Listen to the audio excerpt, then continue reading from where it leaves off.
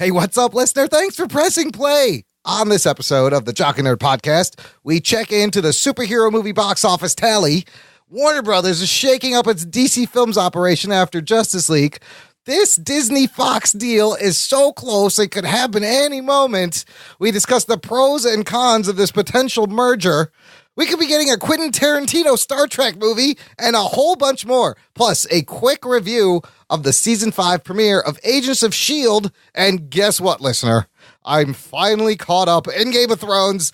That's right, we dig in to Season 7 and the long winter ahead. And bonus, you're going to get our instant reaction to the Jurassic World Fallen Kingdom trailer as it got dropped right as we finished recording, all in this giant-sized edition of the Jock and Nerd Weekly for Thursday, December 7th, 2017. Check.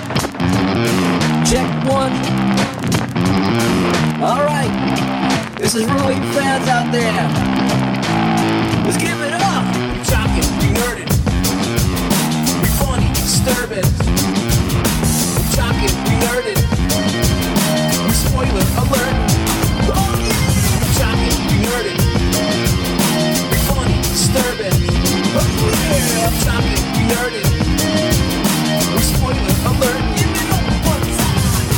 Hello, listener. What's up? Welcome to the Jock and Nerd Podcast. Jock and Nerd. My name is Imran. My name's Anthony. He's the Jock. And he's the Nerd. And he's the Rug Boy. Good earth to you, Rugs. What's up, dudes? How's it going? Pretty good. How you feeling? Andy.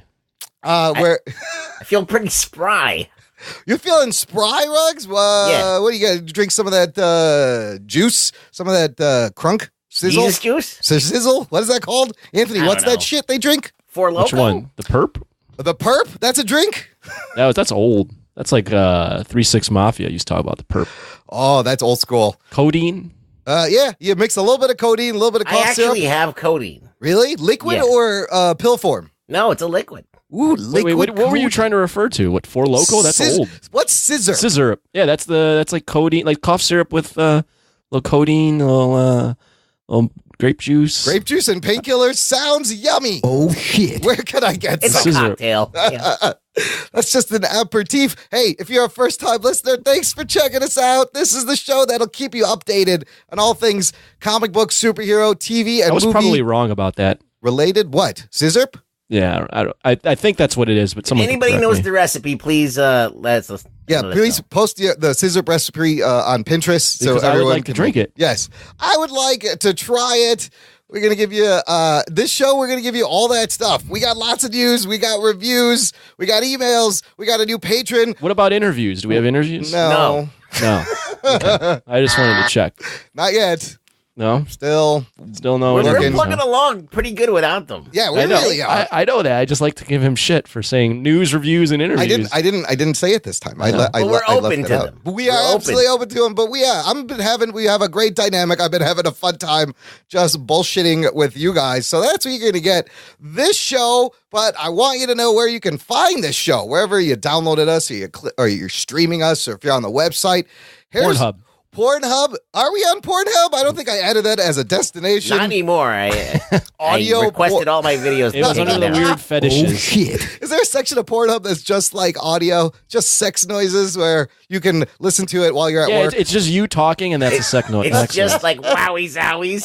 Wowie zowie. That's Yeah. Rug Boy sex. Imran laughing and being excited. And then every so often you hear this. Bro, do you even podcast? And then, yeah. Just give it to me. No, we're not on Pornhub. Here's where we are on Apple Podcasts, Stitcher, Google Play, YouTube, Player FM, iHeartRadio, TuneIn, and most recently, we have joined the 140 million active users on Spotify. Geek Boner. So I want to say shout out to you Spotify listeners. Spotifyers. Is that what they're called? Spotify? I don't know. I'm just Welcome making to it the up. stupidity, everyone. Well, Yeah. if you found us on Spotify, you're listening, that's awesome. Welcome to the Download all our shows and start Yes. sharing it with your fucking friends. click follow, because you can download In on between Spotify, listening right? to T Swift and Demi Lovato. Wow, we Throw are in us on. between T Swift and Demi Lovato. I believe that's where you can find us on T Spotify. Swizzles. T drinking, Swizzle, Halsey, drinking the cheat scissor. codes. What words are you saying? What is all Nothing. this? I'm down with the lingo. Yeah. Is this English? Chain smokers. I'm a. That describes me. I feel are a old. chain smoker. Look, here's another thing I know about our listeners. What do you know about them? We have many listeners. They live in their parents' basement. Well, maybe Some of them. some of them. I'm sure there's a percentage of them, but I know we have a lot of listeners in the West Coast. All up and down in California, northern, mid, southern. And I just want to tell you guys, please stay safe because the videos that we are seeing are fucking insane. Oh, shit. I saw this video and I was like, oh, look, somebody released the end of Justice League on YouTube. No, it's fucking Los Angeles, people. Yeah, why does LA look like a Zack Snyder movie? There's like shit Straight on out fire. of This Is the End. I'm expecting like the devil to just butt fuck somebody. Holy crap, the sky's red. There's shit on fire. There's cars driving by on the highway like nothing's wrong. What the shit is going on out there? Please, everyone, stay safe. I was in San Diego. I didn't know that it was even happening. Yeah, I guess Southern California is now. Well, San Diego's in is Southern California, yeah. dummy. Is But it- it's north of San Diego. Okay. LA. And I didn't think, I mean, they got the dry winds, man. That's crazy. Don't you find it disturbing that like we're in 2017 and we can't put out fires? It's like we can't figure that out. I was watching the news and they were like, the firefighters said, like, we have to just let it burn down. Well, it's in valleys and mountains. They can't get to it. And they're like, we have to wait till it burns down. It's nature, bro. So we can actually. Science. Ever heard of it? I'm just picturing like, this is really retarded. Like a bunch of helicopters just getting a giant blanket and dropping it on the fire, you know? A wet blanket, just drop it. There you go. It's not a grease fire. Isn't that what you do to a grease fire? I don't know. Yeah, grease fire. But I'm sure they're dropping. But there's only so much water in a line you can drop. Yeah. These fires are everywhere. They're huge. They're everywhere, dude. Unbelievable. All right. We need some rain up in this. We need like Aquaman or something to come out. Where's Chemtrails. Momoa? We need something like We got chemtrails. Where's Momoa Kimchi? and the Atlanteans? That's delicious. Where's Namor? We need Namor to come help. Look, just stay safe, and we hope this nonsense that we do Yeah. I hope can stay keep your safe, mind actually. off. Keep your mind off it a little bit while you're dealing with this. If you're listening to this podcast and your home is about to burn down, turn off the podcast. You can pause and the start running. podcast. We'll allow it. It's okay. We won't take it personal. Yeah. Start running. listen in your car. But then while you're running, you can turn the podcast back on. Yeah. So, okay, let's get to the news, everybody. That was horrible. The Jock and Nerd Podcast. These openings get more ridiculous. That's why people tune in for the ridiculous opening. Listener, if you want to send us a message, get in touch with the show. We love when people interact. Send a raven. Send a raven with a scroll and make sure you put the proper wax seal of your house on it. Or just visit the website, jockandnerd.com/contact. Because it has all the ways you can contact us. You can also go to the show notes for this episode, jockandnerd.com/198, to see all the stuff we're going to talk about. All these links are in there. Our Twitter, our Facebook group, email, SpeakPipe, and our awesome Facebook group community. This is the place where Jock and Nerd Nation hangs out. The listeners hang out and post things, and it's so great. You guys have been great. I got to give a shout out. New member this week, Jess Rivera. Thanks for listening. Thanks for joining the Facebook group. She wrote, after I wrote the welcome post, she wrote, thanks for the ad. Have been binging through the podcast ever since finding it. Oh, shit. Oh, no. What? First of all, be careful. You might have to see a doctor before. It could give you brain damage. Now, are you sure this is a chick? I think it's another girl that listens. And there's another girl confirmed later on in the show. You'll see that also listens. But Jess Rivera, I believe, is a female. And here's what I find weird. We've all binged stuff, right? We know the binging. How does it feel to be the bingee? We are being binged. Yes. Oh, Feels man. pretty good. I like it. I don't know. I'm like flowing through the system too quickly. I like being I want to binged. I want to like hang out in like the tit. You know, like I don't want to be like already out the ass. No, yeah, it's this I'm show. like I'm already getting shit out. This show will go right through you, Jess. So listen, take care. I hope Sorry, you have enough. I'm not referring to her tit specifically. Just it's a I tit just of a get- man or a woman in general. Oh, they I both get curious of like how they binge. Because like, you know, when you watch a show, you watch it from the beginning to the end. What's a jock and nerd enema? Oh, Yeah. that's true. No, I was wondering that too. Like, will she hear this? Is she still in the past, or is she like listening to the new ones? Is it and like then looking going at a back? star and being like, "That's the future" or "That's the past"? I just don't know like if I can listen to something that's so dated as our show Yeah. Like we talk about current shit that happened, and so it's like it's old news. It's a weekly fanzine type format, but I You think look it up in the holds up. sky and go, man, I can't believe I'm looking at dated shit. Do you look at stars and go, that's the past? That That's was the like old shit. that was like That's not how it looks now. 4 million years ago. Whatever. I'm not impressed. Stupid astronomy. No, look, thank you for listening, Jess. Thanks for joining the group. Let's start with the news. We're going to do a little box office update. Of course, we didn't talk about this last week. We got to check in on the two latest comic book movies competing at the box office, released weeks apart. Working backwards. That was weeks ago, motherfucker. That was a long time ago. Justice League, which has been in release 20 days. And Warner Brothers still has not disclosed the production budget. I want to mention real quick before you get into this. I see the note now on Evernote. Yeah. Who has listened to every show? And you answered your question. Anthony hasn't. Yeah, this is quite true. I haven't listened to every show. I'm wondering. Neither am I. Oh my God. I want to know if there's listeners out there that have listened to every single show. Let us know. Write in. I definitely missed a few. There are listeners that have listened to more than two of the people on the show. Yes, because Anthony definitely hasn't listened to all the episodes. No. I know that for damn sure. No. Sorry. Yeah, that's all right. It's okay. You're not missing much. Sorry. Back to Justice League. Back to Justice League. Domestic total as of December 6th, 201 million. Okay. Worldwide, it's at 573, which, look, kind of sounds like good numbers. Again, what I just said, they have not disclosed the production budget. That's never good. And in terms of the rest of the DCEU, it is chasing Man of Steel. It is currently in last. Well, it's 5 out of 5. They got 5. It's not. Yes, it's 5th place. Man of Steel, domestic gross 291. Do you think it could reach that? No. Okay, no. I don't think so. Worldwide, Man of Steel came in at 668. Justice League is at 573. Now, it could catch Man of Steel because this next story I have is the fact that Justice League was the highest grossing DC film in where? Guess where, everybody? China. Botswana. Not Botswana, China. You had to say it like Trump. How do you say it like Trump? How does he say China? You have to do it with like your mouth like curled up like he does it. China. Yeah. Okay. Justice League's the highest grossing movie in China. Which, I mean, this is pretty crazy. The other movies it's made 98.6 million in China, surpassing Wonder Woman's 90 million. BVS is 95 million, and Man of Steel just had 63 million. So China is loving the Justice League. Here's my question: Is this international box office going to help this film ultimately, or is this still just the whole thing is a loss? Well, I don't think it's an incredible loss. I think it's a lot less money than they were hoping to get, but they still made a decent amount of money overseas. Yeah, I think that the American box office is really what got affected. I don't think it affected the overseas box office at all. Yeah, that's. I'll say I actually do think it's a loss because if you compare it to Avengers, for instance, Avengers worldwide. 1.5 billion. This was supposed to be their this is supposed to be their $1 billion movie. Absolutely. And like, how far is it from other DC performances though? It's not last. that far. It's not that far. It's last though. It's with all the characters last.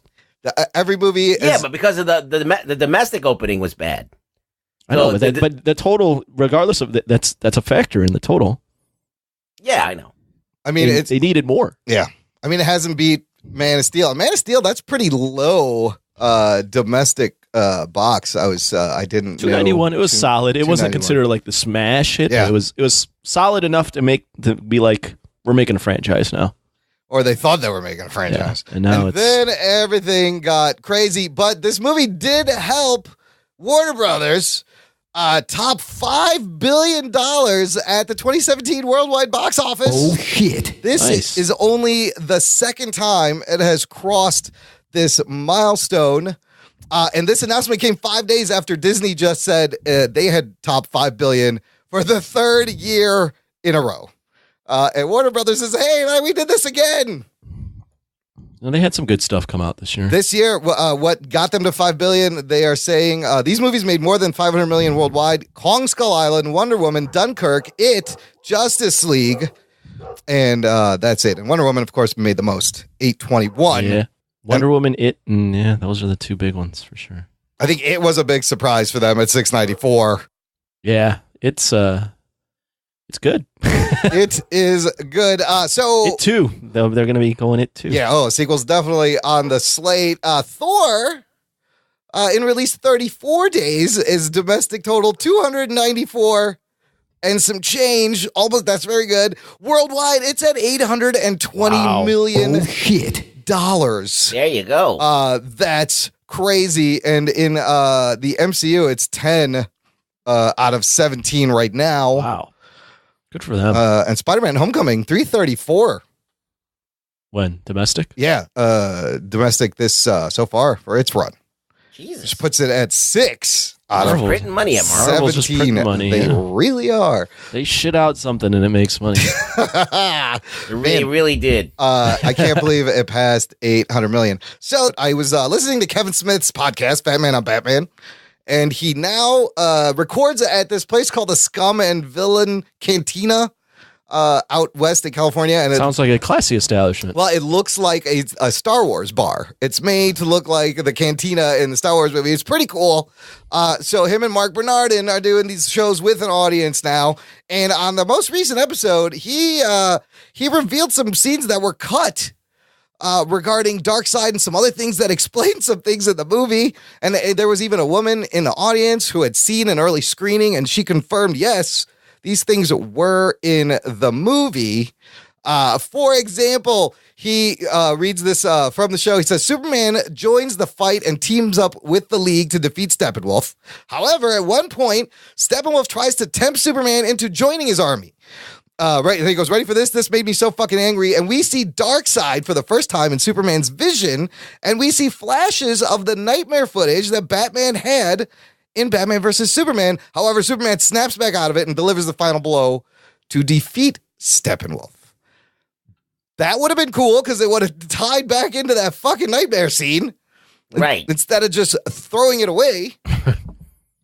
I like that. Depends how you feel about that nightmare Well, scene. yeah, at least there's I mean, it looked cool, and it would have been nice to tie something back and have a payoff instead of like, what is this? This was nothing. And then the other bit at the end, this is kind of cool. You know how in the movie, the parademons turned on Steppenwolf, and that's how he died? Well, I guess in the original cut, Steppenwolf is killed by Darkseid on Apocalypse for failing to kill the League, and then Darkseid intends to come to Earth to meet the Kryptonian. And that would have been a great setup. Just for our listeners, if you haven't seen Justice League, we just spoiled it for you. So, oh right, sorry. about you, fucking luck. There you go. Too late. Listen, Oh, well. Clearly a lot of people have not seen Justice League in this country. Sorry, anyways. guys. On purpose. On purpose. You're not missing much. Go listen to our review. And actually, Joe from work listened to our review before seeing the movie. He was like, I don't really care. I'm just going to listen to it anyways. Also, Ruggs, remember you were like, why is Steppenwolf calling the box's mother? Yeah, it was perplexing me the whole time. So there's another cut scene where Steppenwolf talks to his mother, Hegra, whose essence is in the mother boxes, hence the name mother boxes. I think that explains how they get their name. Oh. And that I would thought he was talking about his mom's vagina. Oh, that mother box? Ew. Oh, shit. That's, what is that? We haven't got to the Game of Thrones part yet. Universal Ruggs. cringe activate. We haven't got to the Game of Thrones incest discussion. Yeah, I don't know. My mind didn't go there, but mother box, yes, I could see how you would say that. Also, makes a ton of sense. Makes a ton of sense. Cinematographer had also disclosed that they had filmed scenes with the black suit Superman. Oh my God. And that ended up on the floor as well. Were you guys interested in the black suit Superman? I'm interested in anything that doesn't have the stupid CG mustache. Yes. If you could have just put the scenes back in. Anything is better than that. That's a good point. It just left in the scenes where his lip wasn't fucked up. It wouldn't have been as distracting. So, but if he had a black suit and he had like a beard, like it could be kind of cool for a split second, but then you got to do the whole evil Superman thing. So, right. And we're back at square one, really. Mm-hmm. Now, I like the little grin or the little laugh, the chuckle after when you say something. That'd be on our Pornhub Someone's got to too. laugh at it. Somebody's gonna laugh at these goddamn jokes. I got a great article again from listener Trevon Brady from Twitter, always sending us good shit right away from Variety. Headline: DC shakeup in the works after Justice League stumbles. Oh, shit. And here we go. It's beginning. It says here, John Berg will be leaving his current job running the comic books film production division, according to several sources with knowledge of the studio's plans. A search is underway for his replacement. Call me. Yeah, anybody could do a better job. Clearly, you could just get a chicken. Do a better job. Jeff Johns will stay as Jeff Johns and Berg were a lot of this creative force, and he's still DC Entertainment's chief creative officer. But the interesting thing in this article is at the very end, it says, while Ben Affleck is expected to appear as Batman in a standalone Flash movie, it is highly unlikely he will don the cape and cowl in Matt Reeves' planned standalone Batman movie. The director is said to want to cast the role with a fresh talent, according to sources. Oh, shit. Keep hearing this. Batfleck is not going to be Batfleck. Doesn't surprise me. Right? So I felt like his performance in jail. They're going to about face on everything. Yeah. They're going to introduce Aquaman, and then they're going to kind of rebrand Batman. I mean, I think we all agree that changes need to be made at the executive level. People need to be fired. For I don't think it's necessarily his fault. Yeah. Although I don't think he performed well in Justice League at all, but I just think they've given him really nothing to do. He doesn't want to do it. Yeah. You got to give the role to somebody that wants to do it. What about, I heard John Hamm's come back up. And John Hamm looks the part. He's big. He's got the fucking broad chin. He looks like Bruce Wayne, like the Playboy Bruce Wayne. I wouldn't be opposed to it. Yeah. Yes. I've seen him in a movie with Gal Gadot, actually. Oh, really? Yeah, it's like The Neighbors or something. I don't know. Oh, yeah, that's right. Keeping Up with the Joneses. Yes. Yeah, and he was like an action dude in that. And he was also in Baby Driver as an action. Oh, he's in Baby Driver. I think he could pull a nice action dramatic role and have the comedy. He's got the comedic chops. Seems it all depends on what they do with that Flashpoint movie. Well, if it even gets made. Yeah, well, that thing has, I mean... Will that, like, retro, make it Batman young again or something? Well, and they could do that, but this movie has lost directors. They changed the whole concept of the movie. It was not always Flashpoint and doesn't have a release date. Dude, I don't know. I just...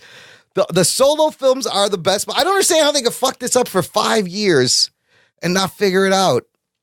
And somehow accidentally Wonder Woman gets made, and it's really good. You pointed it out last week, was that they had all these bonuses on the table, all of this other bullshit that got in the way of creativity. All those people should be fired. Yeah. You know, they do say they're like a director's studio, but this shit is made by committee, clearly, and they keep fucking it up and they don't learn. You can be a director studio. You can be fucking producer studio. I don't care. Just make a fucking good movie. Just make one. This is the movie. problem: is that with Man of Steel, they gave Zack Snyder carte blanche because Nolan tipped a hat to them and said, "Like, listen, let this guy do whatever the fuck he wants." Yeah. So he did, and there was no real studio interference. Yes. They're like, let him do whatever. But that's the problem. They don't know who to give that carte blanche to. That's the biggest problem. Yeah, and then they have to go back and then armchair quarterback the movie because they've let this guy do whatever he wants, and now he's totally taking him in a direction that's wrong. Same thing with Wonder Woman. They pretty much let Patty Jenkins do whatever she wanted to do, and she delivered a hit. The team movies are the ones that they just can't figure out what to do. Who should be this person? Should it be Jeff Johns, or is it too much for him? If he's still working at DC and writing things over there, I feel like it should be Jeff Johns. Should be somebody who knows something about DC Comics. Yeah. We talked about it last week. Yeah, Marvel has their F.I.E. and DC doesn't have DC that does guy. not, and they are still looking. It's definitely not John Berg. Not John Berg. Not John Berg. It's not Zack Snyder. And yes. It's not Christopher Nolan. You know, Nolan also had the benefit of, like, remember they used to make, it used to be years between movies? Like, he made a movie between the Batman movies. Nolan had the benefit of also doing carte blanche so much so that he changed Batman. Yeah, and they had to, and then you just you reboot him again. Yeah. I mean, that was like its own Batman. Like that Batman only exists in the Nolan Batman universe. They gotta get Jim Lee involved. That's all. Jim Lee would be a great Just call guy up to Jim consult. Lee. He works at DC. He's been like one of the big heavyweights there. He's like practically like, you know, like the fourth guy down in the totem pole. Or how about DC. anybody working on the TV shows on the CW? Because they largely tend to get everything right and give you something great. Or whoever's in charge of animation, actually. The animation too, yeah. They have all these people that are talented that are doing stuff. The animated movies are right on the mark usually. For the most part. Yes, and there's a new one coming out. We will get to that in a little bit. So, you know, they love their Batman movies, and apparently they love their Harley Quinn movies because in an interview, Margot Robbie has said that she's working on a standalone movie, which is being described as totally separate from the other movies with Harley Quinn, which they currently include Suicide Squad 2, Harley Quinn versus the Joker, and Gotham City Sirens. She's working on another Harley Quinn movie. Well, she's not working on any of them yet. Is she even filming anything? Well, nobody's filming or working on any of those movies yet. But is this just a little too much fucking Harley Quinn all over the place? I think they're greenlighting all of her projects, and whichever one looks like it's going to be the best is the one they're going to go with. And that's that. Because Suicide Squad's probably going to happen. Yeah. All right. But then the other Harley Quinn movie, is it going to be the Harley Quinn and the Joker movie? Is that going to be more viable, or is it going to be something without the Joker in it? Who knows? I think you shouldn't make a Harley Quinn movie without the Joker. No, would you go see like a Harley Quinn origin movie? You need the Joker. The Joker's part of her origin. We talking about Harley Quinn? I went to she's. I mean, it's. Remember, she said when they were making Suicide Squad, she really got into the comic books and she wanted to. She was working on a project. This is like the good girl Harley Quinn that's now a hero. Oh, maybe she wants to do that because like in the comic books. What do you guys think of like a Harley Quinn and then like more female anti-villain heroes, whatever? Or I mean, like a Poison Ivy. Isn't that Gotham City Sirens? That'll be Gotham City Sirens. Yeah, that's what it would be, right? And a female-led, a female team. They're not movie. making all. I mean, as Rug Boys, they're not. They can't make all three. Right? No. I mean, it's confusing. What one would you want to see, Anthony, more than anything? Which one is? And then we'll ask everyone. I'd be kind of curious for the Gotham City Sirens one. Really? So more than the Joker one, more than the standalone. I only don't like Suicide Squad. I only don't like the Joker one because I just don't like what's his face in that role. Jared Leto. Joker. Yeah, I don't like that version of the Joker at all. See, if they get another Joker, I would really want to see this Harley Quinn Joker movie. I think that would be cool, but I don't also like Jared Leto's Joker. Rugs? I don't know. I mean, none of them make me excited. No. There's the sex appeal like of having a bunch of chicks doing stuff. Oh yeah. And that can be cool, but you know, as long as it's not Sucker Punch. It's that terrible. I don't want to watch it. It's not Zack Snyder on this. So. But that could be cool. I think the Sirens is a good idea because I think that Suicide Squad's like a failed idea, and they don't have Will Smith. You don't think he's gonna come back? I don't know. Is he? Because they were gonna make they also were like planning a Deadshot solo movie. Yeah, I think that's more likely than him being in Suicide Squad. I thought they were gonna make a whole new roster. You know what DC should do if they really just want to make money and distinguish themselves? Yeah. Wonder Woman was obviously a fucking hit. That's a franchise for them. Harley Quinn, they really like. You go with the Gotham City Sirens, so you push the female thing. Gotham City Sirens, you make your Batgirl movie, you just go all out. Be like, we're at the forefront of women being equal and all that stuff. Oh, like the female superhero studio. That's not a bad move. Let's do it. That's not a bad move. My problem is I think they still need to focus on their core characters. Like, we're getting this Aquaman movie. Great. Like, maybe we move the Flashpoint movie up. I think Henry Cavill deserves another chance at being Superman in a good Superman movie. The standalone solo movies clearly work out better for them. Some movie Bob's even suggested a Lois Lane movie with Superman being a background character. Oh, that's kind of like the Gotham City. I think you would have to recast Lois Lane. Yeah, no, not Amy Adams. She's not. I don't like her Lois Lane. Like her. No, I don't like Margot her. Kidder, great Lois Lane, still from the original Christopher Reeves movie. I think she was good as a reporter, kind of a hard-nosed reporter. Yeah. She was badass. She was I still like Terry Hatcher the best. Oh, Terry Hatcher also a good Lois Lane. Yes, not for acting. They're real and they're spectacular. Yes. DC, I don't know what you're doing. Fire all your executives. Get your shit together. You've got so much potential. You guys ought to really check out that movie, Bob. How to Fix DC. He's put 2 parts out. It's pretty good. I'll put a link in the show notes. I will embed the YouTube in the show notes. JockandNerd.com. His main gist is make one good movie at a time. Yes. And leave the background, the world building to after credit scenes and throwaway mentions. Agreed. Just fucking one person, one hero at a time, and you'll be fine. And let the director have their vision, and don't fucking step in. What's so hard? Looking at photos of Terry Hatcher right now. She's old, but she's still looking good. You gotta go way back. Yeah, you gotta go back in the day, Terry Hatcher. I used to have a big crush on Terry Hatcher. All right, back in the day. Let's move on to something I really want to dig into is this fucking Disney Fox deal.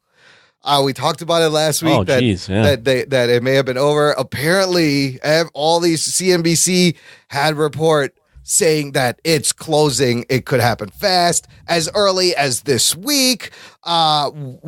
Disney they say they're closing in on a deal and it could come soon as next week. CNBC has been reporting that Disney has held talks with Rupert Murdoch-controlled media company to acquire its studio and television production assets, leaving Fox with its news and sports assets.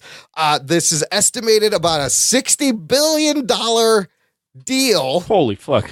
And this is what Disney would get. They would get 20th Century Fox, the television production studios. They would get the X-Men, Deadpool, and Fantastic Four rights back. They would be the majority stakeholder in Hulu if they did this. Wow. And then they would also own IPs like Avatar, The Simpsons, Bob's Burgers, and a bunch of other things, Planet of the Apes, Alien movies. Are you done? No? Yes, they would have all that. Are you done, Imran? No, I'm saying just because there's 2 things right away that I thought of. Now, like maybe this was in the works for a while because the Disney making their own paid subscription service, streaming service, yes, makes a lot more sense if you own Hulu, right? You could turn Hulu into your fucking thing. That's one thing. The other thing is Fahey saying we got 20 more movies planned after this. That only makes more sense if you have the X-Men and the Fantastic Four to bring in. Yes. Then that could really kick off your phase 4. So Disney owned 30% of Hulu. Fox would add another 30%. They would have 60%, which gives them controlling ownership, and they could definitely make moves that way. Now, dude, if this thing happens like this quick, like they're saying, and Avengers 4 is still in production, could we see a crazy fucking post-credit scene? That was a speculation amongst my friends. That's definitely going to happen. Can you imagine? The minute that thing is signed and over with, they're going to figure out a way to kind of make that announcement to everybody in the movie. Who do you throw in there? Would Hugh Jackman come back? Because he did say, he's like, I'll come back if it goes back over to fucking Marvel. Would you do, or would you just have a guy and it's Reed Richards? If they had Hugh Jackman in the yellow suit, yes, that would be fun. Or how about Chris Evans, Captain America meets Chris Evans, Human Torch? Oh shit!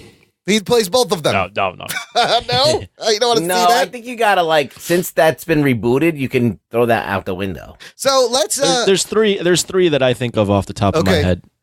Either a Wolverine reference, he's the constant, right?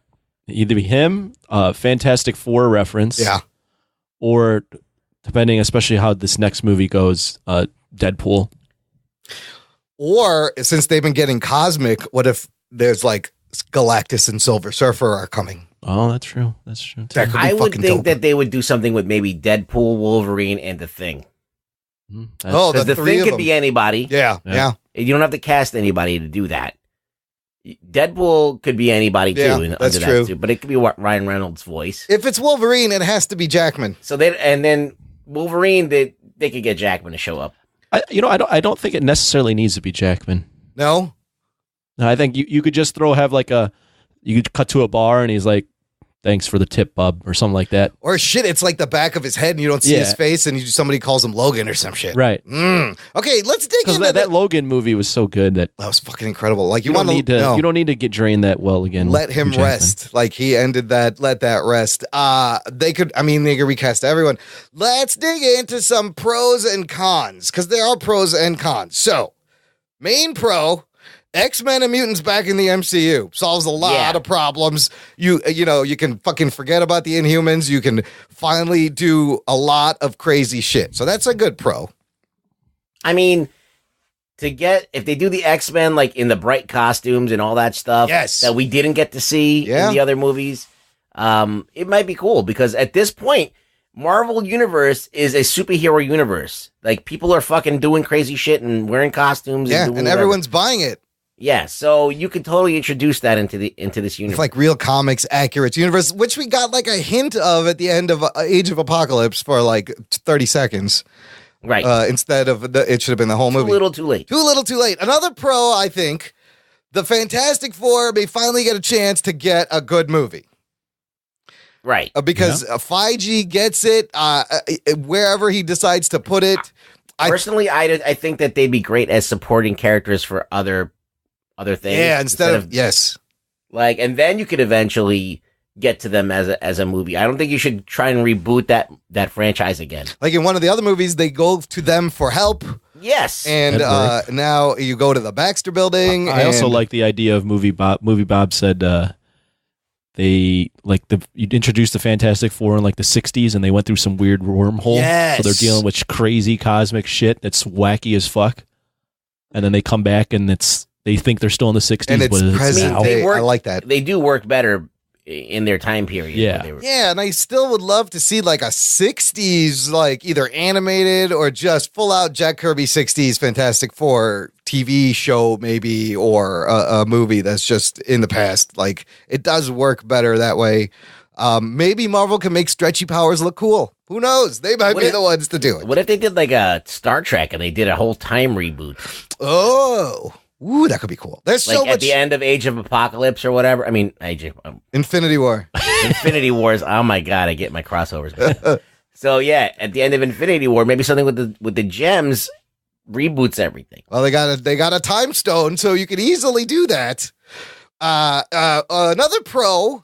Think of not just the heroes. Think of all the villains you're going to get. Like I just said, Galactus and Dr. Doom. Dr. Doom, Galactus and Silver Surfer fighting the Avengers. What about Mole Man? You got Mole. Mole Man. But all the X-Men, like the Juggernaut, all the X-Men villains would be, there's a Mr. huge Sinister, roster. Got all of them. Hundreds of characters, man. And this will also give them a larger cosmic universe to play in. You know, you could do the Dark Phoenix stuff, and you got people in space joining the Guardians with the X-Men.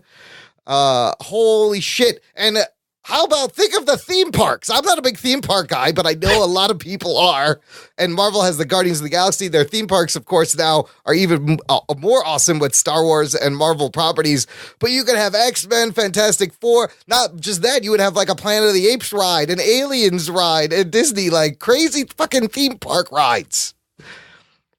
I'm down for all that shit. And then maybe more Marvel shows on Fox. Since they got the Gifted, they can spread out and not just be on ABC stuff. You would have another channel where they could have more TV shows. That's pretty cool.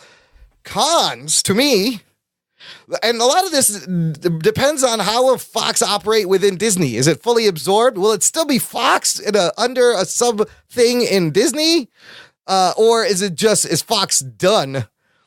Because if that's the case, you could say goodbye to your R-rated superhero movies. I don't think Marvel Disney would ever give us that. Doesn't Disney have like an adult like label that they have? New Line Cinema? That's like the independent. They used to have like Touchstone. I don't know if they're still used. Disney Touchstone, yeah. Touchstone is like all the... Yeah, Touchstone Pictures was R-rated. Oh, okay. So you could do like a Touchstone R-rated movie. So maybe not completely... I don't know if Touchstone still is a thing. Yeah, they've had... Disney has had adult labels in the past. Here's the one that you wouldn't think of. Yeah. Starship Troopers was Disney. Oh, wow. Really? Yeah.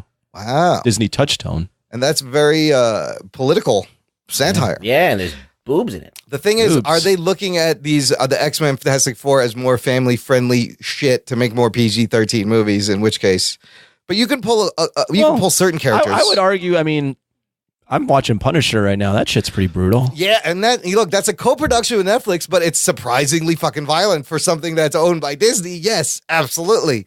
So, but the Disney label doesn't appear. No, you are correct. Yeah, so you just see you're not getting something with the Disney with fucking castle and blood. Yeah, that's just not happening. Also, another con, would they water down the Deadpool? What happens to Deadpool? Would they let him swear? Or is this going to be shitty? Would this force Ryan Reynolds to be like, you know what? Fuck this. I'm not playing a watered down Deadpool. I'm out. It could. If they're smart, no, because the Deadpool's working the way it is. Yes. I don't think you have stupid people running the Marvel. I don't think that's true. Disney doesn't really do that type of shit right off the bat. Yes. I think that it'll be a slow, taming of everything. Until it becomes Disneyfied. Well, and that's my next con is these characters will become Disneyfied. And look, the first time they threw Spider-Man in Civil War, yes, he was more like Spider-Man, and then they Disneyfied him when they did Homecoming. Totally, and I mean, I think even Thor Ragnarok, you see a lot of Disneyfication. Yeah. In terms of making them likable. So that's a fear because a lot of these characters are very edgy and very, very dark. And I don't want them to be Disneyfied. I also think we may be getting less movies per year because check it out. Next year between Fox and Marvel Why Studios. Would you say that? Because between Fox and Marvel and Sony, we are getting 7 Marvel character movies. Yeah. Because it's spread apart, those studios. Now, if it's all Disney, will they be able to give us 7 movies, or is it just 3 movies a year? That's but unless they keep Fox operating as Fox inside Disney, the other thing that concerns me is there's 6 major movie studios now, and then they will be left with 5, which is just less creative, less variety on their way to a monopoly. I'm really surprised. I mean, I knew that this was a thing. Yeah. But man, this is a huge move. Who would have thought this would actually happen? Like, we all dreamed of this, but but after the Sony Spider-Man thing, anything seemed to be possible. This is bigger than that. This is way bigger. Sharing. This is buying. This is buying back shit. But even in the historical context, it's buying back the shit you had to sell to keep Marvel Comics afloat. And these hard decisions, whether they were good or bad, they had to let go of these properties. It was the only thing that would keep them going. And now they're getting them back. So what a crazy circle. Also, I don't know if this is a con or a pro, but if this happens, could Warner Brothers and DC just be like, you know what? Fuck it. We're out. We can't compete. Clearly, They have everything. Disney is buying the world. We're done. Because look, they've had these characters for decades, Warner Brothers, and really, what have they done with them? They should have all been household names by now. And we just have Batman and Superman.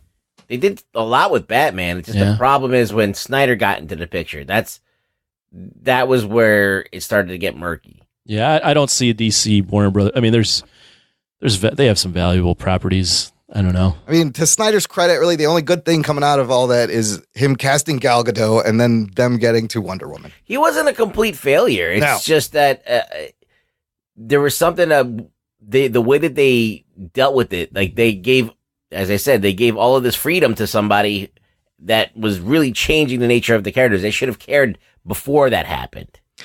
Yes. I mean, they made lame. Look, they made that lame Green Lantern movie that was fucking lame. Yeah, and stupid. So that's what you get when you have studios running shit and trying to make everything appealing to everyone, and then you have the opposite happen with Snyder, and they just need to rethink how they do things. That's all. I don't understand why they haven't learned. Why they haven't figured this out yet. Speaking of people not figuring shit out, go to the next story. Okay, speaking of people who shouldn't be doing things, Adam Morris is going to love this story. Maybe, maybe not. He's a huge He-Man fan. And the Masters of the Universe reboot has a release date and a director, and it's everybody's favorite, David S. Goyer. That sounds smart. Who wants to direct this movie? It's set for December 18th, 2019. And now, if you've listened to the show, people, we have fucking shit all over David Goyer. He did write Dark Knight. Look, David Goyer is a mixed bag. Yes. Sometimes he's good, sometimes he's not so good. But his forte is writing. Yes. Okay. Exactly right. His directorial debut. Yes. Is Blade Trinity, and that is a piece of shit movie. Like the action scenes are terrible. Just how do you take Blade that's been done like cool in like 2 other movies and make it so lame? So boring. To your point, Ruggs, he has 7 director credits, and he has not directed a movie since 2009. Oh shit. Maybe he's learned. Learned what? He hasn't been directing. He learned how to write just fucking crazy shit now. He-Man, granted, look, it's He-Man. It's a property that based off a cartoon that was made to sell toys that came first. But, dude, you could do a great fantasy sci-fi He-Man story. There were pretty decent He-Man cartoons. They've rebooted the He-Man. Oh yeah, that's right. Animation a few times. Yeah, and it was the last time was good. And the last time was pretty damn decent, and they tried to make sense out of everything. Now, is it like amazing? No, but it was pretty good. Better than the cartoon that came out in the past and the other reboots. So if they should take that as the framework and then build from there. Because you can it's kind of like a Game of Thrones thing. You have, empires and different castles. It's almost like a post-apocalyptic thing where they have technology and magic and sword and sorcery. And, we got the sorcerer. Kind of a weird, almost like Asgard type shit. Yes. Yeah. I mean, He-Man can be done well. I don't know if David Goyer... they looked at David Goyer. I think they looked at David Goyer and what he was involved in, and they're like, that could work for He-Man. You got experience in some nerdy stuff. Come on over. He's not directed a movie in years. Have picked him in a million years. Yeah. David Goyer's like, it's been 2009 since I've directed something. I'm a little rusty. Let me get in on this. But shit, it's just toys, so I think I could do this. Yeah, it's just toys, right? Toys. Transformers was a huge $billion movie. How hard could it be? It's all done in post. How hard can it be? I just shoot some shit. I'm better than Michael Bay. Fuck no. No. Yeah, everything's gonna be done in CG. I'm so disappointed. The first Masters of the Universe movie is one of those movies that it's so bad it's good. Like, it's not a great movie, but it's fun to watch, and it just reminds me of playing with my He-Man toys with battle damage He-Man. Remember battle damage He-Man? You hit him on the chest, and then the thing would turn, and it was all like dented. Yeah, it was fun. I like Manny Faces. Manny Faces. I had a Lockjaw. Lockjaw was great. From Humans? No, from He-Man. It's a guy with a pointy metal jaw. I always liked Tila. By the power of Grayskull, make us a good He-Man movie. Get somebody else to direct it. Moving on to here's some crazy news. We talked a while ago about Quentin Tarantino. His next movie was going to be about the backdrop was going to be the Manson murders, Sharon Tate. So he's been working on that. That's his 9th movie, and he's always said, "I'm going to make 10 movies and I'm done." Well, turns out he's a huge fucking Star Trek fan. He had pitched a Star Trek idea to J.J. Abrams. J.J. Abrams loved it so much, he assembles a writer's room, and Tarantino may direct the movie, and this movie, oh my God, it gets better. Check this out. After Deadline this week revealed that Tarantino pitched a Star Trek film to J.J. Abrams and Paramount, the whole thing is moving at warp speed. Tarantino met for hours in a writer's room with Mark L. Smith, Lindsay Beer, and Drew Pearce. They kicked around ideas. Mark Smith is the frontrunner. He wrote The Revenant. Here's the best part. Tarantino has required it to be an R-rated movie, and Paramount and Abrams agreed to that condition. Oh, shit. With Discovery being as edgy as it is. Right? They said fucking Discovery, didn't they? And there's boobs. Alien boobs, yeah. Yeah, but that's not human boobs, so it's okay. It's different. Well, they're still boobs. They're still boobs. So you think, this is so out of left field. Dude, Quentin. And almost anybody, I feel like you have to watch this. How could you if not? This ever happened. I still don't believe it happened. Yeah. Well, would this be his 10th movie and he'd be done? He's never worked with somebody else's property. He has directed TV show episodes like a long time ago, but holy shit, how could you not go to see a Quentin Tarantino R-rated Star Trek movie? That's crazy. And all the jokes I've seen, I was going to make them, but they've already been fucking busted. Like, which tricorder is yours? It's the one that says bad motherfucker on it. And Sam Jackson as Geordie LaForge. There was one that has him as Jules going, Klingons, motherfucker, do you speak it? Do you speak it?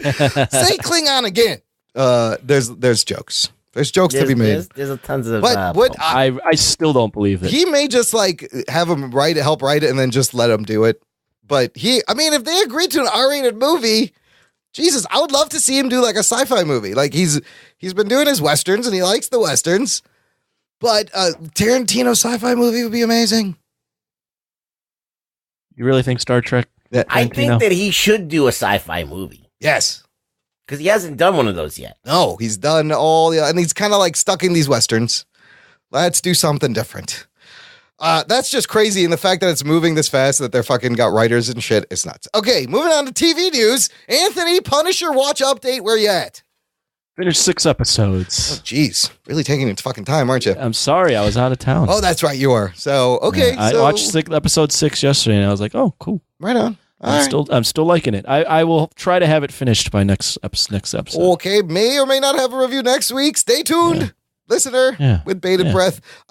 We got sure you're fucking riveted right now by my watch schedule. I'm just wondering when I got to get ready to fucking remember what I saw again. Yeah, sorry. And it may be next week. We just talked about the DC streaming platform that they are working on, and one of the shows is a live-action Young Justice. Well, we have our first photo of Australian actor Brenton Thwaites, who's from, he was in the 5th Pirates of the Caribbean movie. Did you know there's 5 of those? He is cast as Dick Grayson on Titans. And we have his first picture. He joins the 24 legacy actress Anna Diop as Starfire, Home and Away's Tegan Croft as...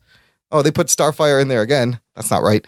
TMNT's Alan Richardson as Hawk, Friday Night Lights, Minka Kelly as Dove, and Big Hero 6, Ryan Potter as Beast Boy. Akiva Goldsman, Jeff Johns, Greg Berlanti wrote the script. So we got a picture of him in a very Dick Grayson in a very Jason Todd looking Robin outfit, but it looks pretty sick. What do you guys think? Well, he looks more like Tim Drake. Or Tim Drake, yes. Yeah, let's not get our Robins mixed up here. He kind of looks like something you would see on like Arrow. Maybe a little like fan filmy.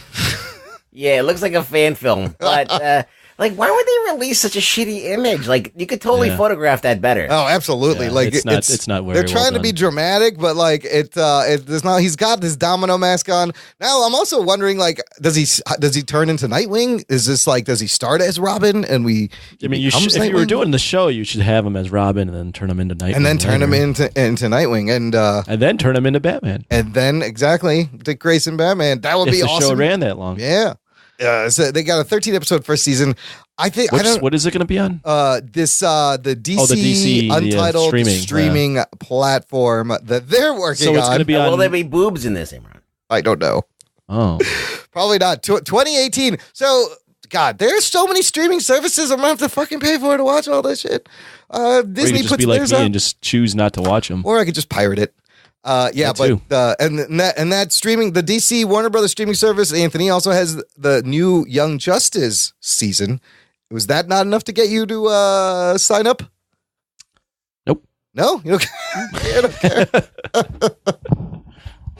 I do like Young Justice though. Right, they're gonna put a season 3. Look, Titans. I love the Teen Titans books from what was the 80s. Those were great. I read those. So, okay, in terms of animation, DC animation, have you guys seen this fucking Batman Ninja trailer? Yeah. Holy shit. This looks fucking dope. It's like CG. It's kind of like cel-shaded and hand-drawn-y. It's all in Japanese with subtitles, so I'm wondering if it's going to be in Japanese, which I'm fine with. It's basically Batman as a samurai. I don't know why they call it Batman Ninja. Yeah, he's more... Batman Samurai. He's more samurai. And ninjas are like dudes that like walk around in like their underwear. He's yeah, he has like samurai armor and shit on, and it's clearly set in feudal Japan. The pajamas. And are they Americans? Or are they like? Is his name Bruce Wayne? Yeah, I don't know. No, this all takes place in like feudal Japan. Yeah, so it's like a Gotham by Gaslight, but in he wouldn't be Japan. named Bruce Wayne then. He'll be like what's the Japanese version of Bruce Wayne? Like Terahito Yomohara or some Japanese. Yeah. Bruce his name couldn't be Bruce Wayne unless he's a white guy that grew up there. No, I think he's a dude that's from Japan. Okay. I'm watching it right now. Just like I think Gotham by Gaslight is also like a period piece where he's still Bruce Wayne and still Gotham City, but it's like way in the past. Yeah, that's strange. That is this is similar. Yeah, that takes place. This is real strange. This dude, they got people that worked on Afro Samurai and JoJo's Wild Adventure and Kill la Kill, Ruggs, that you told me about. Oh, there should be some screenplay written by a Kill la Kill guy. Yeah. So you see Robin, you see the Joker as a crazy and Deadshot. And Nightwing. Joker looks insane, and there's fucking guns and samurai sword. Like, it looks sick. The Joker wearing the samurai stuff is kind of strange, but also kind of intriguing. I like it. It's different. You got Catwoman and Harley Quinn as and she's like the jester Grodd with a big headdress. Yeah, they went ham on this. They went really crazy. But yeah, it's like weird, like cell shaded and hand drawn kind of 3D, 2D look. But holy crap! When's it coming out? 2018. It just says coming 2018. It may be like a DVD thing, like one of their animated. Yeah, it'll be released on DVD. Fucking Batman Ninja. How can you not want to see something called Batman Ninja? I got another trailer from Netflix. That, last episode we spent some time talking about what would be the next Game of Thrones. We got a property here that may be trying to be the next Game of Thrones for Netflix side. It's a show called Altered Carbon, based on a sci-fi novel by Richard K. Morgan from 2002. This is reported to be Netflix's most expensive show yet. Oh, shit. Which I think The Get Down was the last one, and I don't know why that was expensive. This one canceled. That got canceled.